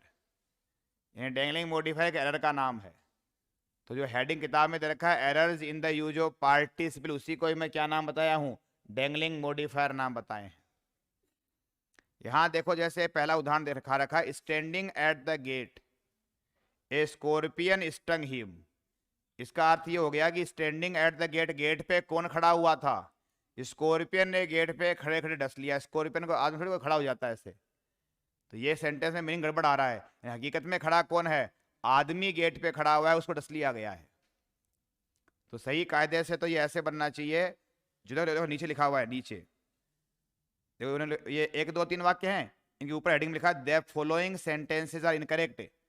नीचे वाले वाक्य गलत हैं बिकॉज इन ईच ऑफ, हर केस में participle is left without proper agreement. Participle का प्रॉपर एग्रीमेंट के द्वारा अर्थ नहीं ग्रहण हो रहा है। स्टैंडिंग एट द गेट पे खड़े हुए, स्कॉर्पियन ने डस लिया, इसका मीनिंग हो गया स्कॉर्पियन गेट पे खड़ा हो गया, जो कि मीनिंग के अकॉर्डिंग सही नहीं है। तो सही कैसे बनेगा? नीचे वापस लिखा है, सही ऐसे बनेगा standing at the gate he was stung, gate पे खड़े होते समय उसको डस लिया गया था। यानी हिम वाला ही पहले फ्रंट में लाओ, अब ही जो है वो गेट में खड़ा हुआ माना जाएगा। या फिर पूरा लिखो ऐसे, while he was standing at the gate, जब वो गेट पे खड़ा हुआ था, ए स्कॉर्पियन स्टंग ही। ऐसे ऊपर वाला वाक्य क्या है, going up the hill an old temple was seen, इसका तो अर्थ हो गया पहाड़ी पर जाते हुए पुराना मंदिर दिखा, यानी पहाड़ी पे जा कौन रहा है, मंदिर ही जा रहा है। जो वर्ड ऐसे कोमा के आगे लिखा होगा उसके साथ में देखेंगे। देखो यहाँ पे मैं कहा खड़ा हुआ जो है रूप पे कौन माना जाएगा, आई माना जाएगा। तो इतनी बात ठीक लग रही है, ये मीनिंगफुल है। एक आदमी है आई नाम का, वो खड़ा हो सकता है छत के ऊपर। जैसे यहाँ पे लिखा है पहले में जो है स्कॉर्पियन, लेकिन है वो खड़ा नहीं होता, गेट पे आता है, वो वाली बात गड़बड़ हो गई। ऐसे ये वाला दूसरा क्यों गड़बड़ हो गया, मंदिर जो है वो पहाड़ी पे चढ़ता नहीं है, चढ़ाई तो हम और तुम कर रहे हैं, और मंदिर आपको और मेरे को दिखाई दिया है। तो सही फिर ऐसे बनेगा कि वेन वी, हम लोग जब पहाड़ी पे चढ़े थे तब मंदिर दिखाई दिया। ऐसा तीसरा, एंटरिंग द रूम, कमरे में जाते हुए, the light was quite dazzling, light बहुत चौंकाने वाली थी, चुभने वाली थी। तो यहाँ बताइएगा साहब, क्या बोलते हैं, लाइट कमरे में जा रही है क्या ना, हम गए हैं, जब मैं कमरे में गया हूं तब लाइट वहां पे क्या थी, आंखों में चुभने वाली थी। तो इस प्रकार से ये गड़बड़ तरीके से लिखे हुए हैं इनको। तो ये जो 1 2 3 ऊपर वाले हैं वो तो है डेंगलिंग, और नीचे इनका क्या कर दिया गया, सही कारोबार कर दिया गया है। तो ऐसे यहाँ पे आईएनजी वाईएनजी वाली चीजों के मीनिंग किस प्रकार से दाएं बाएं होते हैं वो वाली बात समझाई गई है।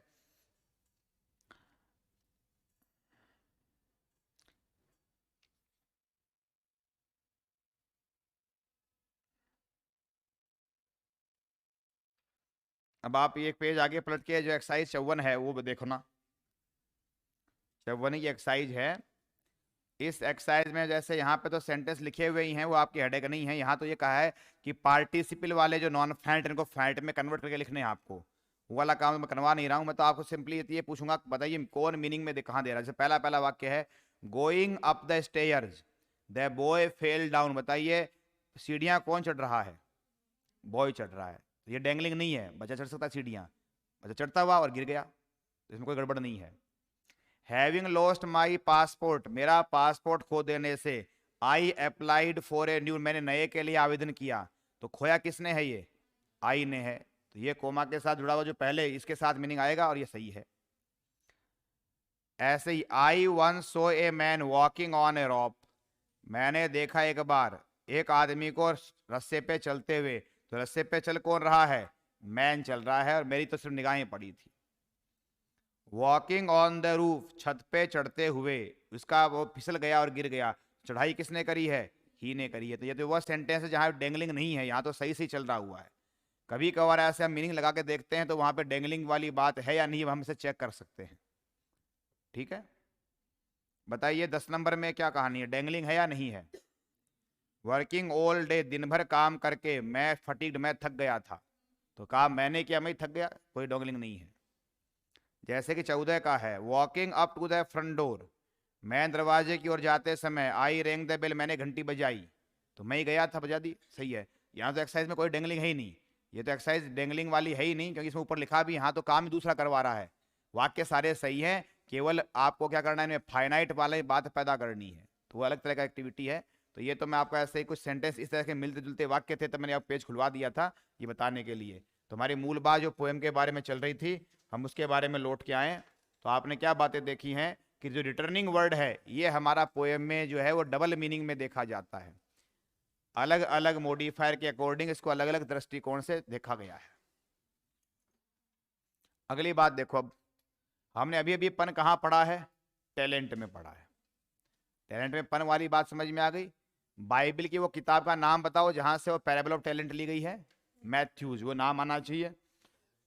पैराबल का शीर्षक क्या है, पैराबल ऑफ द टैलेंट से, जिसमें कि मास्टर जो है वो 3 सर्वेंट्स को 3 तरह के वो कोइन या टैलेंट देता है। डांट फटकार कौन से वाले को मिलती है, तीसरे को मिलती है, क्योंकि उसने सेफ का मतलब क्या समझ लिया, मिट्टी में हाइड करने को समझ लिया हुआ है। अब देखो डेथ टू हाइड वाली बात पे ध्यान करें कि जैसे वो टैलेंट थर्ड सर्वेंट वाला हाइड कर दिया गया है, छुपा दिया गया है, मिट्टी में गाड़ दिया गया है। तो मिट्टी में गाड़ देने, छुपा देने से वो टैलेंट ही क्या हो चुका है, डेथ मानी बेकार हो चुका है। अब इसका वह अर्थ नहीं है हम जो कल पढ़ रहे थे कि मौत कुछ बिगाड़ती नहीं है, ये नहीं है, वो नहीं है, वो वाला मीनिंग बेकार हो जाएगा, क्योंकि हमने इसका अर्थ ही क्या निकाल लिया है, अब कोइन निकाल दिया है। तो अलग अलग अर्थों के आधार पे, यानी इसका मीनिंग हम कोइन लेते हैं तो मीनिंग दूसरा बन जाता है, कि कोइन का मीनिंग होता है ये कोइन ही क्या हो गया है, डेथ हो गई, यानी बेकार हो गई है, क्योंकि इसको छुपा दिया गया है और ये यूजलेस कर दिया गया है। दूसरी बात, लाइट जो वर्ड पहली पहली पंक्ति में आया है, इसमें भी पन है। लाइट वर्ड में भी क्या है, पन है, और ये कई बार आप लोगों को समझ में नहीं आता है। जो टैलेंट का पन तो इतना लोकप्रिय है कि लगभग लगभग हर बंदा ही जानता है कि इस पोएम को पढ़ने के बाद में कि साहब टैलेंट के दो मीनिंग है, कोइन वाला मीनिंग भी है और एबिलिटी वाला मीनिंग भी है, तो दो मीनिंग होने से पन बन गया है। पर लाइट में भी पन है, वो कैसे पन है वो समझिएगा। लाइट के यहाँ दो अर्थ बनेंगे, एक तो आपने जो पहले निकाला था कल शाब्दिक अर्थ में पढ़ा था, कौन से वाला मीनिंग बनेगा, आई साइट का। तो एक तो इसका मीनिंग आई साइट है ही, दूसरा इसका मीनिंग जो है वह है बुद्धि, विवेक, विजडम, अक्ल, प्रूडेंस। प्रूडेंस का मीनिंग होता है विवेक, बुद्धि।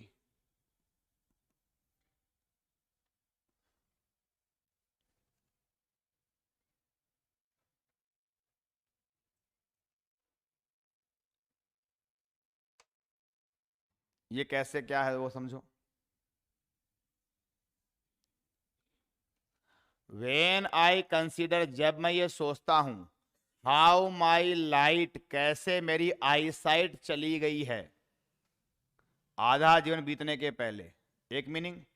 और मैं ये सोचता हूं कि कैसे मेरी मति मारी गई है, कैसे मैं बेवकूफ हो गया हूं, मेरी विजडम कैसे चली गई है, आधा जीवन बीतने के पहले मेरी अक्ल खराब हो गई है। और अक्ल खराब होने वाली बात कहां समझ में आती है, जब ये कहता है आई फॉन्डली आस्क दिस क्वेश्चन, ये वाली बात यहां लिंक होती है कि यार मैं बावली बूझ कैसा, मेरे ने कैसे उल्लू का सवाल पूछ लिया, यानी मेरी मति कैसे मारी गई कि मैंने इतना वाहियात सवाल कर लिया कि गॉड मुझे डांट देगा जाने पे वापस। अरे गॉड तो डांटता वाटता है ही नहीं है, वो तो राजा के जैसा होता है, देने वाला है, उसे इंसान से कुछ चाहिए ही नहीं होता है। तो जो बात इसको बाद में समझ में आई नीचे जाके सेशट पार्ट में, वो कह रहा कि मेरे को ये अक्ल ही कैसे मारी, मेरे मन में ये प्रश्न ही कैसे आ गया। ये प्रश्न उत्पन्न होना ही अपने आप में क्या है, मेरी बुद्धि कमजोर हो गई है, आई साइट तो गई जो गई, मेरी विवेक क्षमता और चली गई। मैं सब, मेरे मन में ये संदेह भी कैसे आएगा, ऐसा भगवान डांट लगाए। भगवान तो बड़ा दयालु होता है, वो दयालु हृदय का व्यक्ति है, वो आपको दे देता है, तुम चाहे काम नहीं ले पाए तो नहीं ले पाए, वो आप पे डांट फटकार नहीं लगाने वाला है। तो यहाँ पे लाइट का दो मीनिंग है। लाइट में एक तो मीनिंग कौन सा होता है, आई साइट का है, और दूसरा मीनिंग इसमें कौन सा होता है, बोलो, विजडम या प्रूडेंस, विवेक, बुद्धि जो है वो खत्म होने वाली बात है, जो कि फुलिस वाले वर्ड के साथ जुड़ी हुई है। आगे देखो,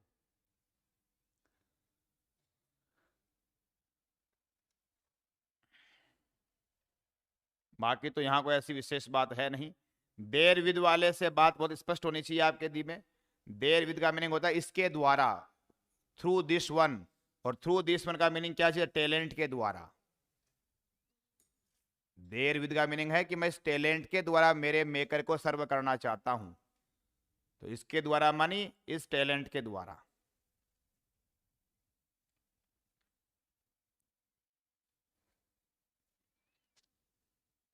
बाकी किसी वर्ड में और कोई समस्या है, माई मेकर का मीनिंग क्या है, गॉड है ही है।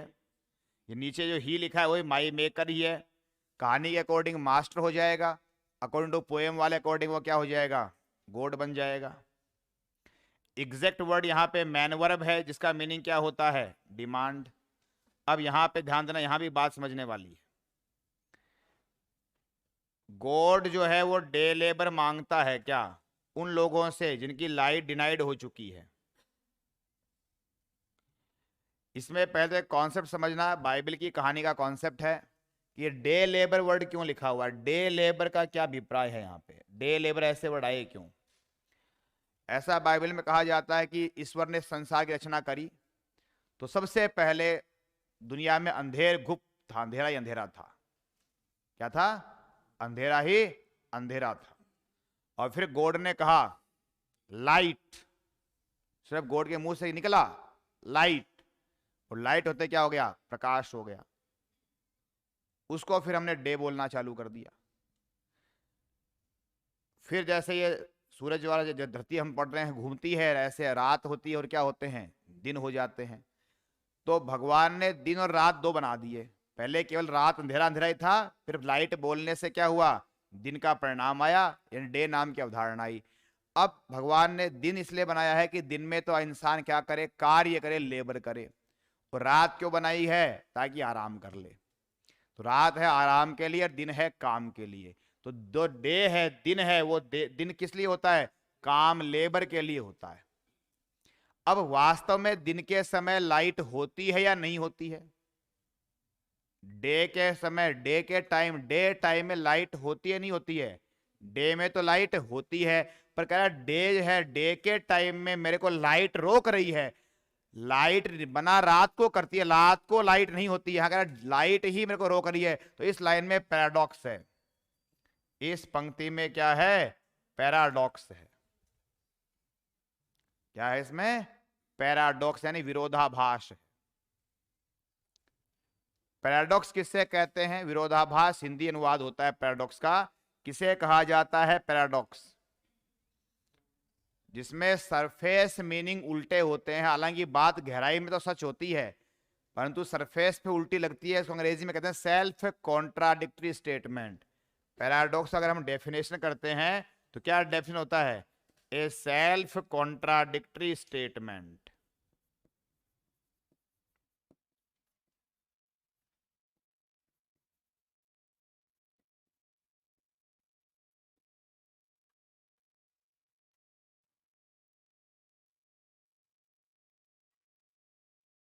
स्व विरोधी कथन।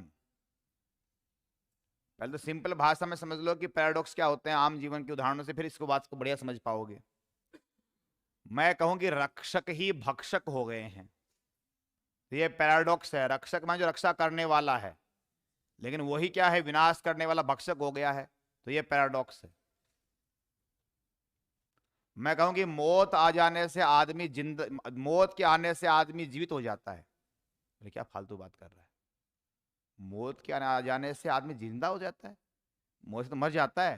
बोले मौत से मरता हो तो दुनिया ही कह रही है, हम उल्टी बात कर रहे हैं। मौत के आ जाने से आदमी जिंदा हो जाता है। ऐसी बातें क्या कहलाती हैं, पैराडॉक्स कहलाते हैं, उलटबासी कहते हैं। कबीर की वाणी में ये उलटबासियां होती हैं। कबीर की पोइट्री में पैराडॉक्स भरे पड़े हैं, और उनको वहां पे क्या कहते हैं, उलटबासी बोली, उल्टी बात बोल दी है। लेकिन वो बात उल्टी लगती है, गहराई में बड़ी सत्य होती है। इसमें सत्यता गहराई में कैसे है, सरफेस पे तो ये कह रहा है कि लाइट है वो डे लेबर को रोकती है क्या, तो लाइट तो रोकती नहीं है, लाइट तो डे लेबर को बढ़ाती है। दिन में प्रकाश होगा तो डे की लेबर कर लो, लाइट चली जाएगी तब रोकेगी, वो तो अंधेरा रोकेगा। अंधेरा डार्कनेस रोकती है डे लेबर को, लाइट नहीं रोकती है। यहां का लाइट ही रोक रही है डे लेबर को। तो कैसे रोक रही है, यहां लाइट का पहला मीनिंग क्या समझा जाएगा, आई साइट लिया जाएगा। और आई साइट वो काम नहीं कर रही है, अतः वो रोक रही है।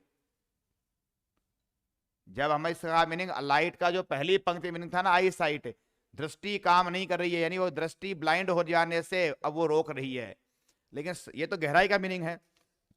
ऊपरी ऊपरी मीनिंग में तो बात उल्टी है। ऊपरी में तो है लाइट माने प्रकाश, शब्दार्थ, और शब्दों में तो प्रकाश जो है वो आपको रोकता है। किसको रोकता है, डे लेबर को रोकता है। ऐसा कैसे रोकता है, तो बोले भाई साहब यहाँ इसका मीनिंग प्रकाश नहीं है, इसका मीनिंग बेसिकली आई साइट, वो भी ब्लाइंड वाली है, वो रोक रही है। पहले लाइन के अर्थ के साथ जुड़ोगे तब इसके अंदर आपको बात गहराई में समझ में आएगी। ऊपर ऊपर से पढ़ोगे तो ये पैराडॉक्स प्रतीत होगा, उलटबासी प्रतीत होगी। ठीक बात नहीं, ऐसे नहीं होते। ऑक्सीमोरन तो अलग होता है। ऑक्सीमोरन तो फिर भी इसका प्रकार होता है, ऑक्सीमोरन तो पैराडॉक्स की एक टाइप होती है। पर एंटीथेसिस में ऐसा कुछ नहीं होता है। एंटीथेसिस अलग ही चीज है, वो मैं समझाऊंगा बाद में। पहले पोएम वाली बात समझ लो, आपके सवाल की बाद में चर्चा कर ली जाएगी। अब यहाँ पे डे लेबर वाली बात समझ में कुछ आई। इसके लिए पहले तो आपको मैं ये जो मैंने कहा ना, बाइबल में ये वाली जो बात कही थी, लाइट लाइट से प्रकाश वाली बात के लिए एक उदाहरण देखते हैं। किताब खोलिए लिटरेचर वाला, और हमारा जो बुक में एक्सरसाइज नंबर 1 खोलिए, पहले ही चैप्टर की पहली एक्सरसाइज।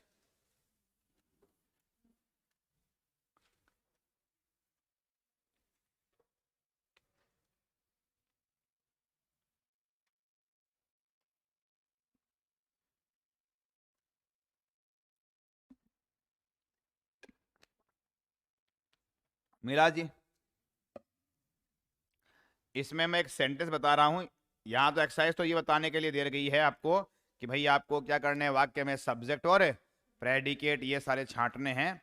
हम यहां से कुछ बात सीखना चाहेंगे, इसके लिए ऐसी कोई बात देखेंगे इसमें से कोई सेंटेंस।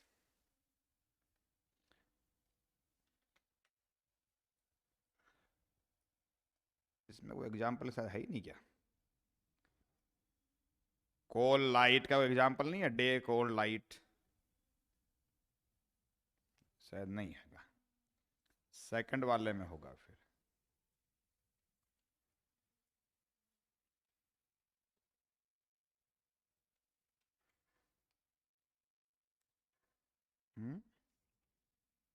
नहीं है।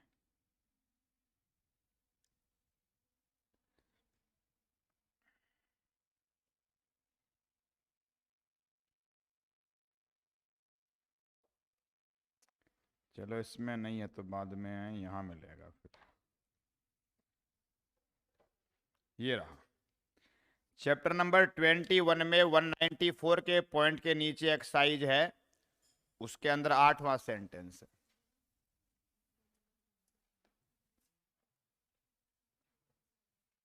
21 नंबर चैप्टर निकालिएगा।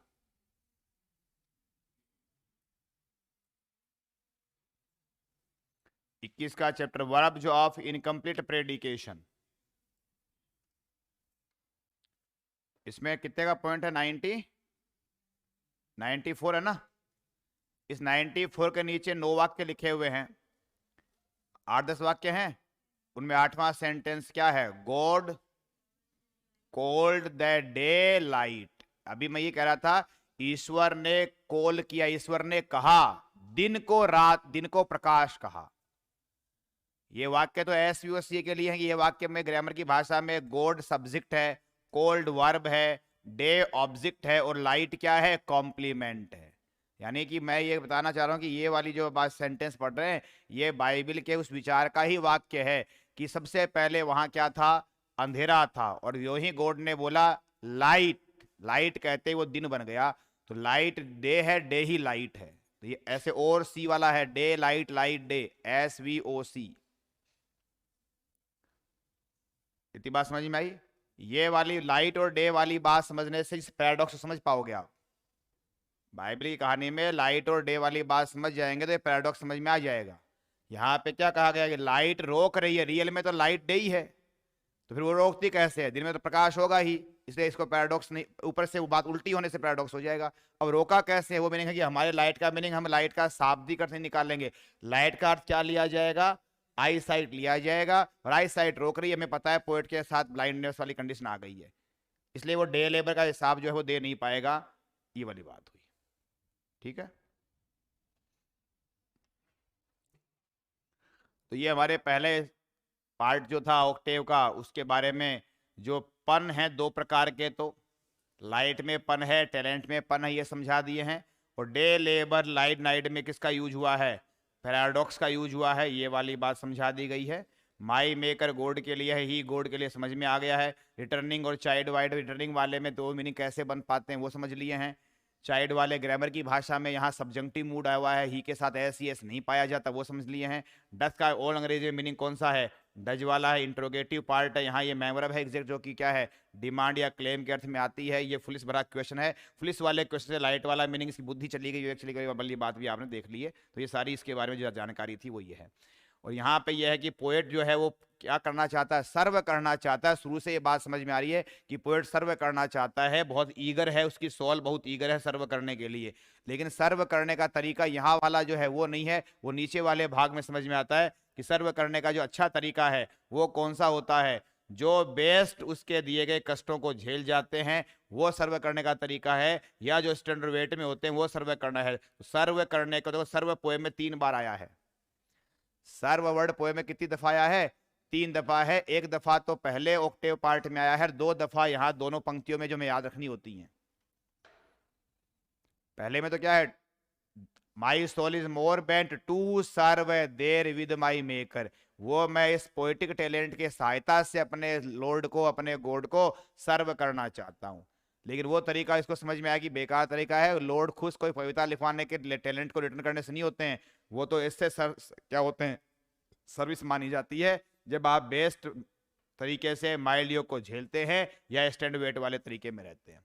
तो सर्व करने के ये तरीके कहे गए हैं जिनको ये फॉलो किया है। तो दूसरे पार्ट में हमारे पास सेस्टेड पार्ट में, जो सेस्टेड पार्ट हमारा है, इसमें हमारे पास 2 दफा सर्व का यूज हुआ है। तो यहाँ पे कह रहा है पैसेंस जो है वो मुझे रोक लेता है। पैसेंस में कौन सा फिगर ऑफ स्पीच आप पढ़ चुके हैं, पर्सोनिफिकेशन है। और देखिए जब पर्सोनिफाई करते हैं तो उसको लेटर करते हैं कैपिटल। यहाँ ये पी क्यों कैपिटल है, ये अंग्रेजी की ट्रेंड रहती है, जो ही पर्सोनिफाई करेंगे तो उसका जो फर्स्ट लेटर है वो क्या बन जाएगा, कैपिटल कर दिया जाएगा। और ग्रामर की भाषा में फिर ये प्रॉपर नाउन बन जाएगा। अब ये पैसेंस जो है वो कॉमन नाउन नहीं रहा है, पर्सोनिफाइड होते ही वो नाउन जो होते हैं वो क्या बन जाते हैं, प्रॉपर नाउन बन जाते हैं। इतना आप पढ़ते हैं, प्रॉपर नाउन हमेशा किससे चालू होते हैं, कैपिटल से ही होते हैं। तो मैं बीच में ग्रामर का ज्ञान और जोड़ रहा हूं कि ग्रामर की ज्ञान की बात यह है कि पर्सोनिफिकेशन करने के बाद में उसको किससे लिखते हैं, कैपिटल से। और कैपिटल लिखने के द्वारा ये प्रॉपर नाउन की स्टेटस गेन करता है। तो जो पैसेंस है वो मुझे जवाब देता है। प्रश्न ये बनता है पैसेंस जवाब देता है तो क्यों देता है, तो क्यों का उत्तर है टू प्रिवेंट दैट मरमर। मरमर का मीनिंग्स भी आता है। मरमर का क्या मतलब है, तो वह है उस फुलिश क्वेश्चन को क्या बोला गया है, मरमर का है जो मन ही मन सवाल दिमाग में उठ रहा है, खुद के ही दिमाग में प्रश्न उठ रहा है, वो मूर्खता भरा सवाल मरमर है। उसको रोकने के लिए उसने जवाब दिया है पैसेंस ने। अब पैसेंस ने जवाब क्या दिया है, तो ये पूरा डबल कोमा से चालू होके यहाँ डबल कोमा पे जो बंद हो रहा है ये पूरा पूरा है। जवाब क्या दिए हैं कि God does not need, God को ना ही तो इंसान के काम चाहिए ना ही अपनी गिफ्ट वापस चाहिए। यानी यहाँ काम वन वे है, देने का काम है, लेने की उससे कोई एक्सपेक्टेशन है नहीं है। तो यहाँ पे गॉड हमसे क्या रखता है, God has no expectation, God को हमसे कोई उम्मीदें आशाएं नहीं है कि हम कुछ दें। गॉड आपसे ओनली और ओनली क्या चाहता है, दृढ़ आस्था चाहता है। वो चाहता है बिलीफ मत करो, बिलीफ मत तोड़ो, विश्वास मेरे में रखो, मेरे में आस्था रखो, यही तुम्हारे लिए सबसे बड़ा सर्विस का तरीका है। बिलीफ रखो स्टैंड वेट करते हुए, धीरज रखो, पैसेंस रखो, तकलीफ आई है तो ये पैसेंस रखो। ये वाला ईश्वर चाहता है। ईश्वर हमसे कोई बदले में गिफ्ट नहीं चाहता, हमसे कोई काम नहीं चाहता है। उसकी स्थिति राजा के जैसी है, ये सारी बात आप जान नहीं है। अब यहां पे समझना, इस वाली चीज को माइल्ड योग को समझाऊंगा। एक्चुअल में योग का मतलब क्या होता है। मूलतः योग जो आप देखें जानवर होते हैं, बैल होता है, और बैल में भी जो बैल जो जोड़ी में काम करते हैं, बैल में जोड़ी होती है। 2 बैलों को जो पहले जोतते थे खेत में, तो दोनों को जोतने के लिए, एक साथ चलने के लिए लकड़ी का जो आपका पार्ट है, लोग है, उसको दोनों की गर्दन पे रख देते थे। उससे वो दोनों बैल क्या होते थे, एक साथ जुड़ जाते थे। दोनों को लकड़ी रख दिया यहाँ पे, फिर नीचे से ऐसे अपने बांध देते थे, तो उससे दोनों बैल क्या हो जाते थे, एक साथ जुट गए हैं, तो साथ साथ क्या करते हैं वो चलेंगे। तो उसको आपको गाड़ी को ड्राइव करने के लिए जोर कम आता था। और उनकी जो गर्दन है उसके ऊपर लकड़ी से वहां पे कई बार छिल जाती थी। तो आप देखा भी होगा, जो लोगों अगर ग्रामीण परिवेश के होंगे तो उसके नीचे क्या करते हैं, कपड़ा है कोई गद्दीदार लगाते हैं, ताकि उसकी जो गर्दन उससे लकड़ी से बार बार रगड़ से क्या हो, छिले नहीं। देखा होगा ऐसे आपने। वो जो लकड़ी का पार्ट होता है, उस एनिमल्स को जोड़ने, दोनों को साथ साथ जोड़ने के लिए, ऑक्सन को बैलों को जोड़ी को जोड़ने के लिए, उस लकड़ी को क्या कहते हैं, योग कहते हैं। हिंदी में इसका अनुवाद क्या बनाया जाता है, जुआ। पर ये जुआ वो वाला जुआ नहीं है, जुआ खेला जाता है। जुआ का मीनिंग होता है जोड़ने वाला। यानी हिंदी में भी आपको समझ में नहीं आता, अंग्रेजी में समझ में नहीं आता। ये जो ग्रामीण अंचल से जुड़ा हुआ व्यक्ति जिसने कि बैलों को जुत्ते देखा होगा वो बढ़िया समझ पाएगा। और जो लंदन प्रजाति, शहरी प्रजाति है, वो तो ओनली बस ऐसे मेरी बातों से ख्याल ही करेगी बैठी बैठी। तो ये जुआ माने वो जोड़ने वाला चीज है, जिसमें कि ऐसे देखा जाता है। अब बताइए, ये लकड़ी वाला कारोबार अगर आपके गदर पे ऐसे डाला जाएगा, क्या ये माइल्ड, माइल्ड माने सॉफ्ट होएगा क्या? माइल्ड का मतलब है सॉफ्ट। क्या रियल में सॉफ्ट होता है क्या? वो सॉफ्ट, हाँ, गद्दी वद्दी लगा के कपड़ा लगा के इसे आप सॉफ्ट भले ही बना दें, बाकी जेन्युइनली लकड़ी और सॉफ्ट तो होनी नहीं है, वो तो आपको परेशानी करने वाली है। तो कह रहा है कि वे लोग हु बेस्ट बेयर, जो सहन करते हैं, झेल लेते हैं उस सॉफ्ट योक को, यानी वो चुभने वाला है, परंतु पोएम में उसको चुभने वाला नहीं कहा गया है। इसमें भी किसका प्रयोग पाया गया है? पैराडॉक्स का प्रयोग है, उलटबासी यहां भी है कि आपके गदन पे कोई लट डाल देता है, बाद में कहते हैं भाई साहब लट बड़ा आरामदायी है। गद्दी लगा ली नीचे, देखो अब तो आराम पा रहे होंगे आप। तो गद्दी लगाने के बाद भी कौन सा आराम आ जाएगा यार, बोझ पड़ा ऊपर से, बोझ तो बोझ ही होगा। तो यहाँ बहुत बड़ा प्रश्न है कि साहब फिर पोएट जो है इस बर्डन को, अब हमने कहा कि हमारे यहाँ इसका मीनिंग क्या है, बर्डन हो गया है, परेशानी है, तकलीफें हैं। योग तो शाब्दिक अर्थ में तो लकड़ी वाला वो जुआ होता है, यहाँ इसका मीनिंग हमने कहा बर्डन, परेशानी, कष्ट, तकलीफ है। तो ये बर्डन कष्ट परेशानी जो है ये सॉफ्ट कैसे है, माइल्ड कैसे है, ये प्रश्न है। ये पैराडॉक्स को समझो गहराई में, तो इसको माइल्ड कैसे कह दिया गया है। तो माइल्ड का इतना ही कहानी है कि गॉड गिवन है, यानी कि जैसे हम एक बात कहते हैं भगवान हमें तकलीफ देता है, हमें समझ में नहीं आता, हम बावली बूचे हैं, सोचते हैं कि साहब उसने हमें कष्ट दे क्यों दिया। बाद में काफी अरसे बाद में समझ में आता कि इसमें भी कोई ना कोई क्या था, बेनिफिट छुपा था। हमें वो बात उस समय समझ नहीं आती, बहुत देर जाके समझ में आती है। जैसे कहानी है, एक कहावत चलती है कि भगवान जो भी करता है वो अच्छे के लिए करता है, यानी कि वो उसका उसमें कुछ छुपा अच्छा होता है, बस हमारी विवेक बुद्धि इतनी अच्छी नहीं है कि हमें उसमें अच्छाई दिख नहीं पाती होती है, उस इमीडिएट मोमेंट में दिखाई नहीं पड़ती है। इस प्रकार के विचार के आधार पर भगवान में दृढ़ आस्था बनाए रखी जाए, इसीलिए उसके द्वारा दी गई कष्टों को माइल्ड मान के, सॉफ्ट मान के झेल जाओ। इसको क्या मानते हुए, सॉफ्ट मानोगे तो तुम्हारी आस्था मानी जाएगी। अगर तुम उस योग को बर्डन मानोगे तो तुम झेल ही नहीं पाओगे, फिर तुम्हारा गॉड में आस्था क्या होगी, कमजोर हो जाएगी, विश्वास कमजोर होगा। अतः अगर आप अपने विश्वास को दृढ़ बनाए रखना चाहते हो तो दृढ़ तभी बना रहेगा जब उस बर्डन को बर्डन नहीं मान के और हल्की फुल्की चीज, मजेदार चीज मानी जाए, तब वो आपके लिए क्या होगा, बेरेबल होगी। तो बेरेबल बनाने के लिए माइल्ड वर्ड यूज किया गया है। तो माइल्ड यूज बनाए लिखा क्यों गया है, ताकि आप उसको माइल्ड कंसिडर करें, चाहे वो माइल्ड आपको फील नहीं देता हो, फिजिकली आपका शरीर कहता हो माइल्ड नहीं है, लेकिन साइकोलॉजी आपको अपने आप को ऐसे बनानी है कि नहीं ये माइल्ड, ये गॉड गिवन है, इसलिए इसके बारे में शिकायत नहीं करनी, कंप्लेंट नहीं करनी, ग्रीवेंस नहीं करनी है, बस इसको झेल जाओ, तो आप बेस्ट सर्विस करने वाले गने जाओगे। सर्विस तो ये वाले भी करेंगे, पर वो बेस्ट की श्रेणी में नहीं आएंगे। बेस्ट वाले तो ये आएंगे जो कि तकलीफ को क्या कर जाते हैं, झेल जाते हैं, वो वाले बेस्ट सर्वेंट कहलाएंगे। तो माइल्ड वाला विचार समझ में आ गया कि इसको माइल्ड मानना है। माइल्ड शरीर को नहीं लगता होगा, दिमाग कहता कि माइल्ड नहीं है, लेकिन मन को ऐसे कहना है all is well, all is well, all is well, घबरा मत ऐसे। तो ऐसे ऑल इज वेल करवाना पड़ेगा अपने आप को। अगली बात,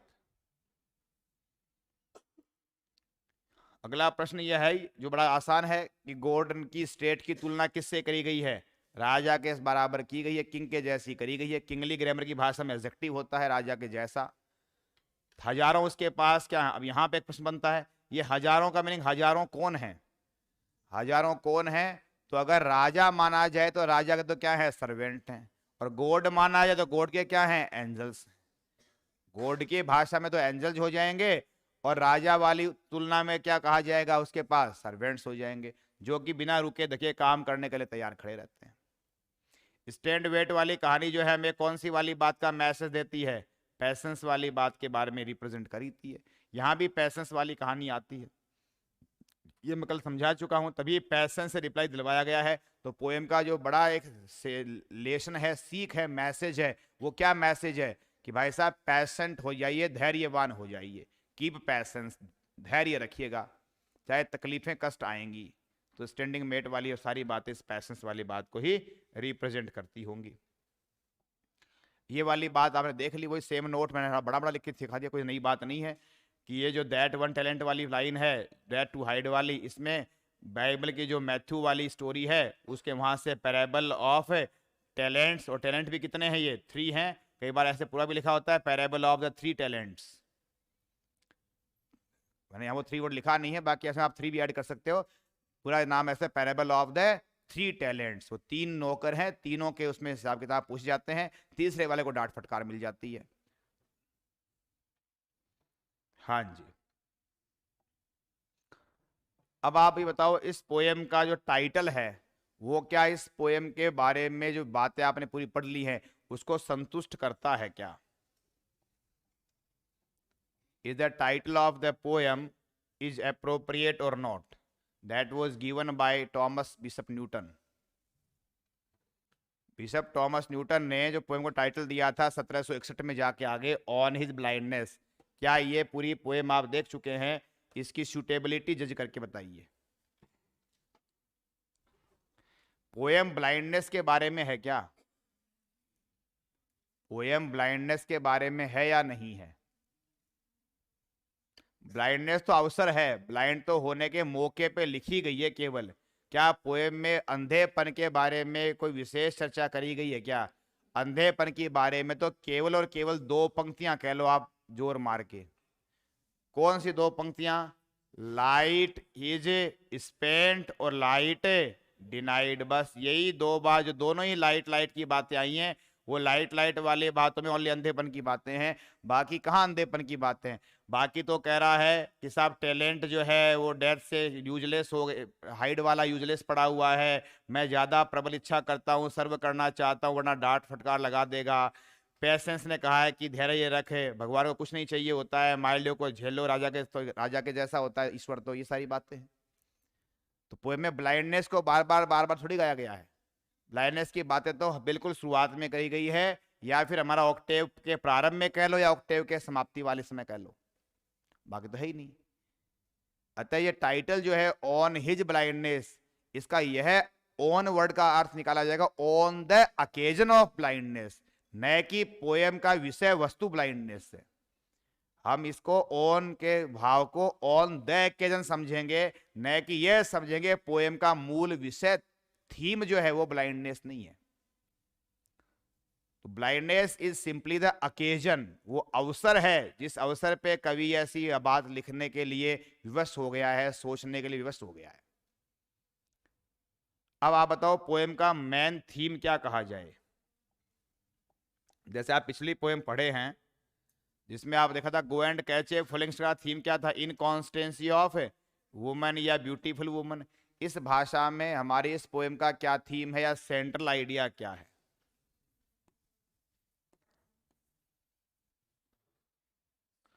तो 2 तरह से कह सकते हो, एक तो पैशंस वाली कहानी है ही है, धैर्य रखने वाली बात के लिए कहा गया है। दूसरे तरह से ये कह सकते हैं पोएट का यहाँ पे क्या रिप्रेजेंट हो रहा है? ईश्वर में दृढ़ आस्था, अटल विश्वास है, तकलीफ कितनी भी आ जाए पर उस विचार से वो ढिला नहीं है। तो पोएम का जो मेन थीम है हमारा वो क्या है? Unshakeable faith. जो शेक नहीं होता है, अनशेकेबल। तो अनशेकेबल फेथ, या कह लो फर्म, दृढ़। तो अनशेकेबल फेथ इन गॉड, ईश्वर में उसकी अटूट दृढ़ मजबूत आस्था जो है, स्ट्रोंग भी कह सकते हो, स्ट्रोंग जो फेथ है वो हमें समझ में आ रहा है।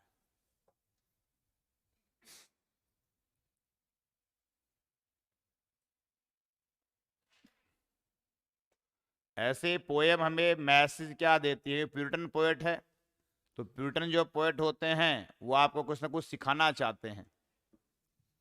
पोएम 2 प्रकार की होती हैं, कुछ तो होती हैं ओनली फॉर इंटरटेनमेंट और कुछ होती हैं इंस्ट्रक्शन के लिए। तो ये पोएम हमें कुछ इंस्ट्रक्ट करती है, हमें कुछ सिखाती है।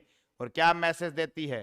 तो पोएम मैसेज देती है टू कीप पैसेंस, पैसेंस रखने की बातें कही गई हैं।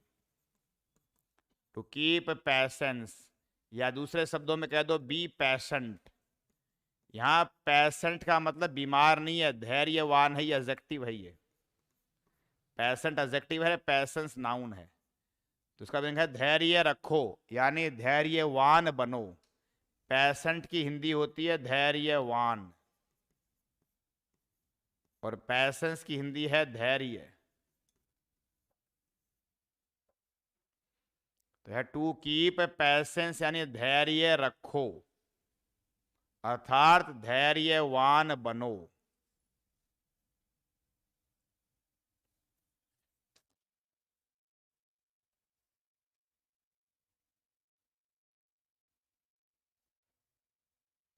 ये पेशेंट मानी मरीज, तब तो है नाउन, सेम स्पेलिंग होती है। ये वर्ड नाउन भी है, पेशेंट को नाउन के समय तो इसका मीनिंग होता है मरीज, रोगी। और पेशेंट जब एडजेक्टिव होता है तब इसका मीनिंग होता है धैर्यवान, धैर्यशाली, धीरजशाली।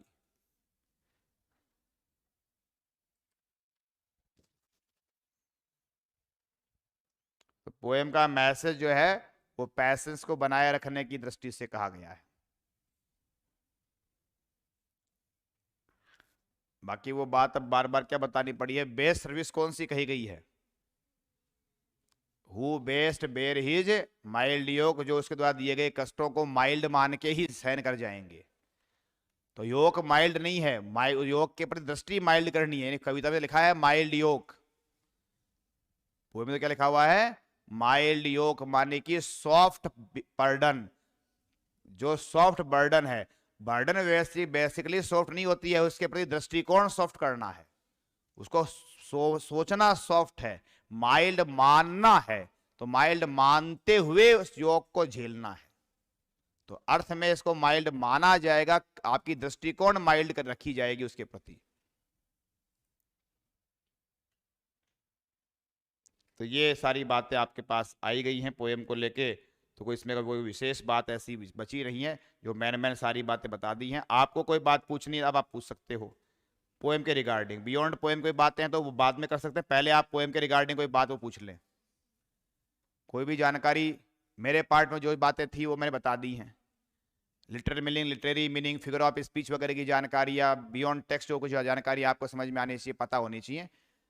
आप कोई सी भी बात पूछना चाहते हैं अकॉर्डिंग टू टेक्स्ट के साथ में जुड़ी हुई पोएम से कोई भी बात पूछनी है तो आप पूछ सकते हैं। हाँ जी। नहीं, 1000 वाले को पन नहीं कहा जाएगा। जैसे मैंने कहा 1000 का एक अर्थ हो सकता है कि साहब इसमें क्या है, एंजल्स हैं गॉड की दृष्टि से, और राजा दृष्टि इसमें क्या है, वो सर्वेंट्स हैं, पर इसको पन नहीं कहेंगे। हाइपरबली कह दिया रे यार। हाइपरबली ऐसे हर 1000 नहीं होता। पिछली पोएम में 10,000 डेज एंड नाइट्स, तो बोले हाँ साहब वहां था हाइपरबली, यहाँ भी कह दो हाइपरबली।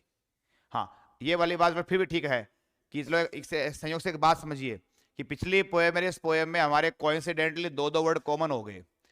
वहां भी आया था अर आई कम, और यहाँ भी क्या वर्ड आया है, अर। तो अर वर्ड आपने पिछली पोएम में पढ़ा, यहाँ वापस आ गया। और एक 1000 की फिगर तुम्हारे पास पिछली पोएम में आई थी, राइट 10,000 डेज एंड नाइट्स, वहां 10,000 डेज और नाइट्स थे, और यहाँ पे थाउजेंड्स लिखे हैं। इसका मीनिंग होता है बहुत बड़ी संख्या में, यानी लार्ज नंबर। और यहाँ पे इसको वैसे हाइपरबली आप कहा कि मान लो ऐसे पेपर सेटर सवाल बना ही ले तो बना भी ले, वो बड़ी बात नहीं, तो फिर आप कह सकते हो हाइपरबली भी है। जैसे मान लो ये सवाल बना ही दिया कि साहब 1000 वाले में क्या फिगर ऑफ स्पीच है, तो बाद में मजबूरी में अगर विकल्प हाइपरबली का है तो आप कर लेना, कोई बड़ी बात नहीं है। लेकिन बेसिकली यहाँ पे लार्ज नंबर को दिखाने के लिए, और लार्ज नंबर है इसमें डाउट नहीं है, गॉड के हजारों की संख्या में ही होते हैं एंजल। अगर आप बाइबल को जानते नहीं, अब आपके पास ज्ञान नहीं बाइबल वाला, बाइबल में हजारों की लाखों की संख्या में बताए गए हैं एंजल्स हैं। और ऐसे राजा होता है, उसके भी क्या होते हैं, हजारों की संख्या में नौकर चाकर होते हैं। कोई हमारे से दो चार भी अफोर्ड नहीं होते, दाम देने पड़ता, तनख्वाह लगती है। राजा की लगती क्या तनख्वाह, हाथ लाओ साहब, खिलाओ पिलाओ। तो हमारी दृष्टिकोण से तो हमें तो लगता है हजार, अरे हजार छोड़ा, हमें तो 10 भी बहुत लगते हैं, 10 नौकर। लेकिन वो जिस कैटेगरी में आप बातें कर रहे हैं वहां ये कोई बहुत बड़ी बात नहीं, इट्स वेरी नॉर्मल थिंग। जो बात अजीबो गरीब हो जाती है ना, बहुत बड़ी, जो नॉर्मल से अलग, वो है हाइपरबली वाली बात। इतनी इसमें कोई बड़ी विशेषता वाली बात नहीं है। लेकिन मैंने कहा अगर प्रश्न बना लिया जाता है तो हाइपरबली वाली बात की जा सकती है, वैसे वो सिचुएशन अकॉर्डिंग मानने भी मान ली जाएगी। और कोई बात पूछना चाहते हैं? नहीं, ठीक है। नहीं पूछना चाहते तो अच्छी बातें हैं। तो फिर आप टेक्स्ट याद करके, कोई आया है क्या आप में से? बोले कहा तो नहीं था, हर बार कहना थोड़ी पड़ता है। शुरू में एक बार कह दिया था कि कम से कम जो छोटी पोएम है उनके तो टेक्स्ट आपको याद होने ही चाहिए। जैसे मैंने पिछली पोएम में गवर्नमेंट कैचे फुलिंग स्टार में आपसे कहा था कि आप टेक्स्ट याद करके आएंगे, एक बच्चों ने कोशिश भी करी थी सुनाने की, कहीं दूसरी छोटा पोएम है, वहां 27 लाइन थी, यहाँ तो लाइन 14 है, सोनेट ही है, उसे और छोटा हो गया, उससे आधी लाइन जी होगी केवल। तो टेक्स्ट जो है किसने भी अपने आप से एफर्ट नहीं किए बिना कहे हुए, किया था अपने एफर्ट। चलो एफर्ट किया था तो कितना कुछ याद रहा, कुछ टूटा फूटा सुना दो। सुनाएंगे आप ना? नहीं सुनाएंगे?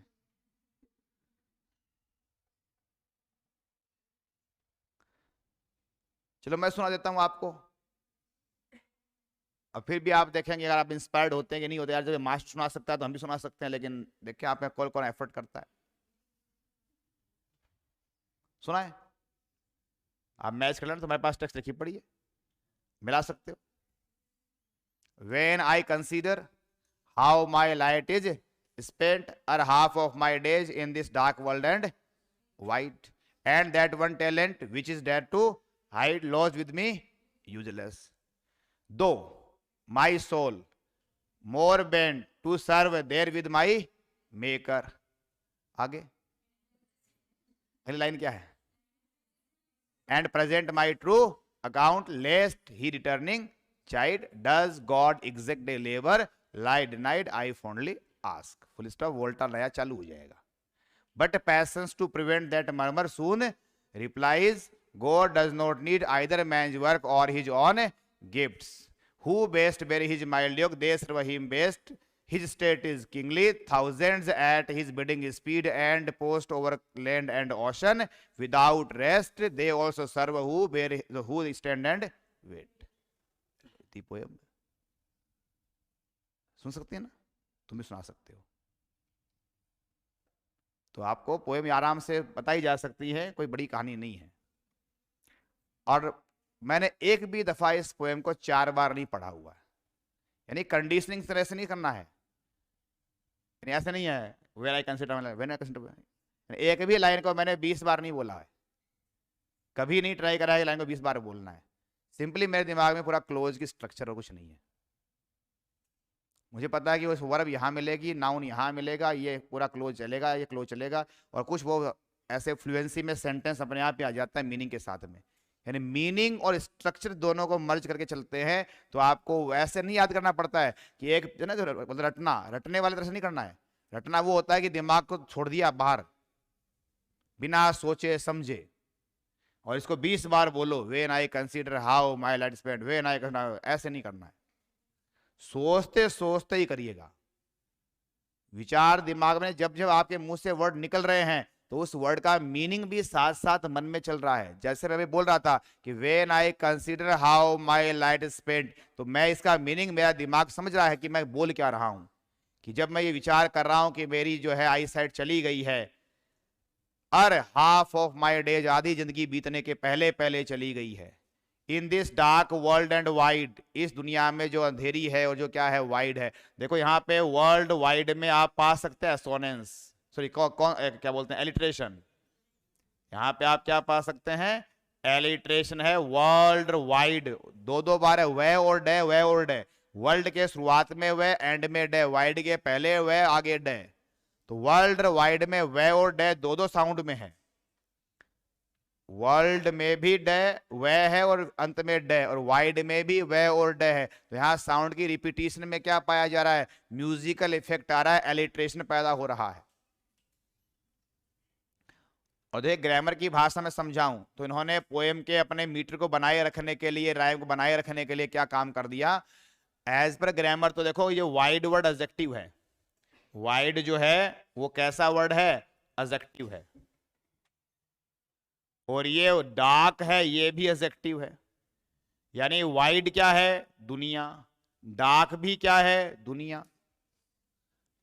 ब्लाइंड हो जाने से पोएट को वर्ल्ड क्या लग रहा है, वर्ल्ड ही तो डार्क है और वर्ल्ड ही क्या है, वाइड है। तो लेकिन एक साथ नहीं बोला, इकट्ठा ऐसे बोल सकता था, this dark and wide world, grammar की भाषा से तो ये ऐसे ज्यादा बेहतर बनता है, this dark and wide world, ये नाउन, ये डिटर्मिनर और ये डार्क और वाइड, दो दो एडजेक्टिव आपने इसके लगा रखे हैं प्री मॉडिफायर में। ऐसे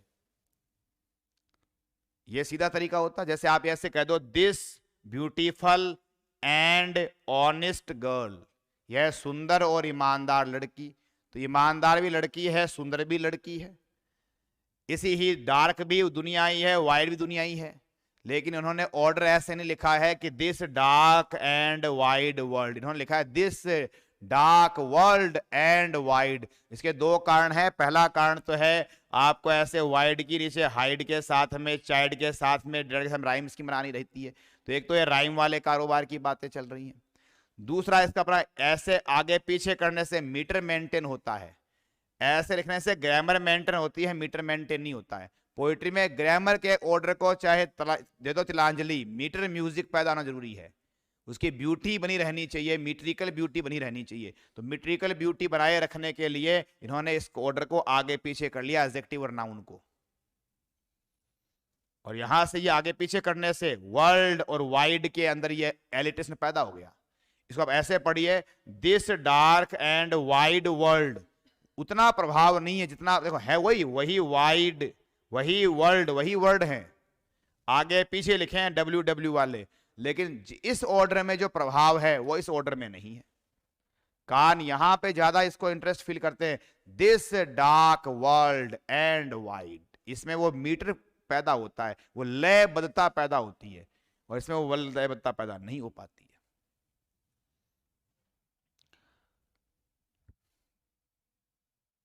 तो अपन ने, हाँ तो मैं बता रहा था कि जैसे जब हम इसको मीनिंग को पोएम को रिसाइट करेंगे तो दिमाग में मीनिंग साथ साथ चलेगा। And that one talent which is death to hide, अब मेरे दिमाग में है कि टैलेंट के बाद में विच वाला क्लोज जाएगा, रिलेटिव क्लोज जाएगा। टैलेंट की आगे व्याख्या करी है कि टैलेंट कैसा है, टैलेंट ऐसा है जो कि छुपाने पे डेथ बन जाता है, निरर्थक हो जाता है। लॉस्ट विद मी यूजलेस, निरर्थक, यहाँ डेथ में क्या होता है, निरर्थक, तो अगली पंक्ति में भी किसकी बातें आएंगी, यूजलेस होने की वाली बातें आएंगी। लेकिन फटाफट वो यहां से अपना स्विच करता है टर्न, इतना कहने के बाद में विचार चेंज करता है कि मेरी अंतरात्मा चाहती क्या है। दो दो क्या है, कंजंक्शन है जिससे विचार जुड़ेंगे, कनेक्ट होंगे और टर्न करेंगे। दो माई सोल मोर बेंट, अब ये आगे वाली लाइन अपने आप ही छूटती है, मोर बेंट किस काम के लिए, more bent to serve there with maker, यानी सेंटेंस जैसे ग्रामर में होते हैं वैसे याद करो। यानी कि पोएम में तो यहां खत्म हो रहा है बेंट पे, पर मैं रुका नहीं हूं, मैं इसको ऐसे पढ़ता हूं, though my soul more bent to serve there with my maker, यहां जगह रुकता हूं मैं, यहां पहुंच जाता, यहां रुकता हूं। And present my true account, अब अकाउंट पूरा पेश कर देने के बाद में उसको डर लगता है, लेस्ट ही रिटर्निंग चाइल्ड, और फिर वो लास्ट में आता है सवाल, does God exact level I denied I fondly ask. फिर इसका क्या जाता है, रिप्लाई पेश कर देता है, रिप्लाई में क्या बोल देता है, बट पैसेंस, अब मुझे इतना, अब मेरे दिमाग में मैंने सेट कर रखा है कि जो पर्पस है वो पहले आएगा, वर्ब आएगी बाद में। मैंने दिमाग को कंट्रोल कर रखा है कि मेरे को जो टू प्रिवेंट मर्मर, जो एडवर्बियल वाला, पर्पस वाला एडवर्बियल है, इसको पहले बोलना है, सुन रिप्लाइज को बाद में बोलना है। तो वो दिमाग के ऐसे आदेश दिए हैं अपने आप ने ही कि बट पैसेंस, सीधा तो ऐसे है बट पैसेंस सुन रिप्लाइज, पर ऐसे पोएम में नहीं है। पोएम में इनके बीच में क्या आ गई है, एक जानकारी आ गई है, इससे हमारी वर्ब जो है वो क्या है, सस्पेंड हो गई है और पीछे तक चली गई है।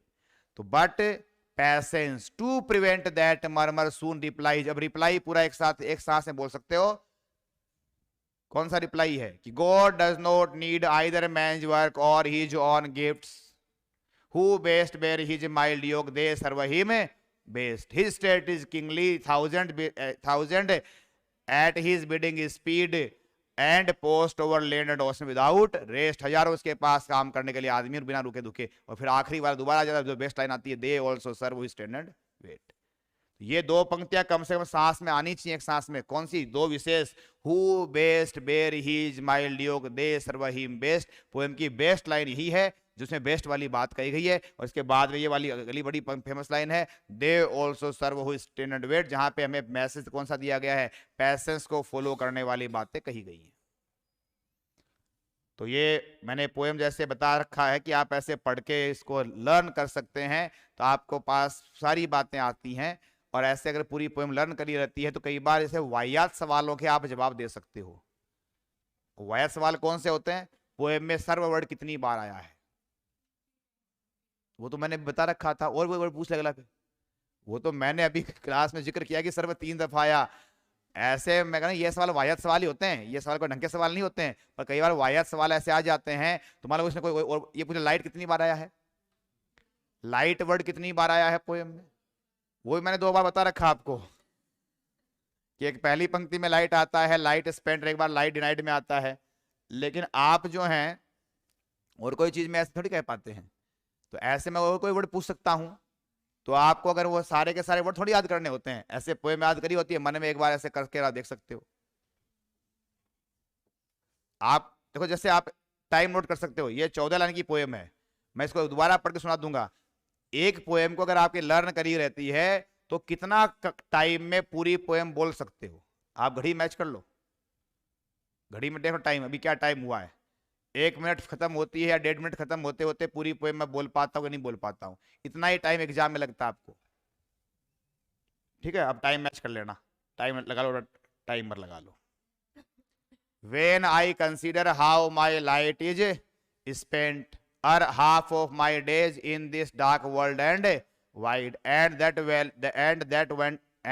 one talent which is death to hide lost with me useless, though my soul more bent to serve there with my maker and present my true account, lest he returning child, does God exact labor lie denied, I fondly ask, but patience to prevent that murmur soon replies, God does not need either man's work or his own gifts, who best bear his mild yoke, they serve him best, his state is kingly, thousands at his bidding speed and post over land and ocean without rest, they also serve who stand and wait। कितना time लगता है, 56 second, यानी 1 minute में भी कम time है। तो यानी आप 1 मिनट में पूरी की पूरी पोएम को रिसाइट कर सकते हैं। इसलिए अगर कोई ऐसे सवाल पूछ लेता है कि पोएम में ये वर्ड कहाँ है, उसने कोई लाइन लिख दी, जैसे ऐसे लाइन डाल दिया, ये डाल दिया कि भाई साहब ये मान लो यहां से दे दिया, टू सर्व देर विद, खालिस्तान छोड़ दिया, and present my true account, और कहा बताइए यहाँ पे क्या वर्ड है, या मतलब माई भी लिख दिया, टू सर्व देर विद माई, और यहाँ पे छोड़ दिया खालिस्तान। ऑप्शन आ गए मेकर, मास्टर, लॉर्ड, गॉड, सारे ही सही होते हैं अर्थ में। तो अब पोएम में तो वर्ड एक विशेष वही आएगा, उसने ये कह लिया कि मैं सर्व करना चाहता हूं माई लॉर्ड, ये बात भी सही है, माई गॉड भी सही है, माई मास्टर भी सही है, पर पोएम में मेकर लिखा है तो मेकर ही होगा। बात समझ रहे हैं? ऐसे जो प्रश्न होते हैं जो टेक्स्ट में से उठा उठा के और कहीं भी ब्लैंक छोड़ के कर देते हैं, उनके लिए मैं आपको इसलिए बात पे बल दे रहा हूं कि तुम्हारे को कम से कम पोएम की क्या करी होनी चाहिए, ऐसे टेक्स्ट याद होनी चाहिए। हो सकता है एग्जाम जाते जाते, एग्जाम आते आते आप बीच में भूल भी जाओगे, लेकिन कम से कम करा हुआ है तो अनकॉन्शियस माइंड में पड़ा रहेगा, और एग्जाम में तो ऑप्शन आने पे पहचान लोगे। अभी मैं तुमसे 10 दिन बाद पूछ बताओ माई के बाद मेकर है कि नहीं है, मे भी कि आप क्लास में गलती भी कर दो, लेकिन हमारे पास क्योंकि मैं आपको ऑप्शन नहीं दे रहा हूं, मैं बिना ऑप्शन याद करवा रहा हूं। एग्जाम में तो ऑप्शन आएंगे, तो ऑप्शन होते फिर आप मेकर, मास्टर, क्योंकि पोएम में कहीं मास्टर वर्ड नहीं आया है। पूरी पोएम में बताइए गॉड कहीं पे आया है क्या? नहीं आया, देखो ढंग से दिखाओ, आया है गॉड डज नॉट नीड। पहले पार्ट में गॉड नहीं है, पहले पार्ट में मेकर वर्ड है या ही वर्ड लिखा हुआ है। पहले पार्ट में भी है क्या गॉड वाला? हाँ, यहां पे भी गॉड है, सवाल में भी गॉड है, और जवाब में भी। सवाल का सब्जेक्ट भी गॉड ही है, डबल कोमा के अंदर सब्जेक्ट में भी कौन है? गॉड, और जवाब में भी गॉड ही आया हुआ है। अब देखो मुझे पूरी पोएम याद थी ना अभी, पर मेरे को ऐसे नहीं आया कि गॉड कितनी बार याद आया। अभी मैं ही पूरी पोएम तुम्हें सुना रहा था और मेरे से भाई अगर गॉड तो एक बार ही आया है, यहां नहीं आया, लेकिन हम पूरी पोएम वापस मन में करके कहें हाँ गॉड 2 बार आया है। यानी हम ऐसे वर्ड गिन के याद नहीं रखते हैं कि गॉड 2 बार है, वो 4 बार है। कितने वर्ड याद करोगे यार? 2 बार, 4 बार, 6 बार। पोएम ध्यान कर लो और बाद में मन में बोल के देख लो कितनी बार है। क्लियर है? ओके।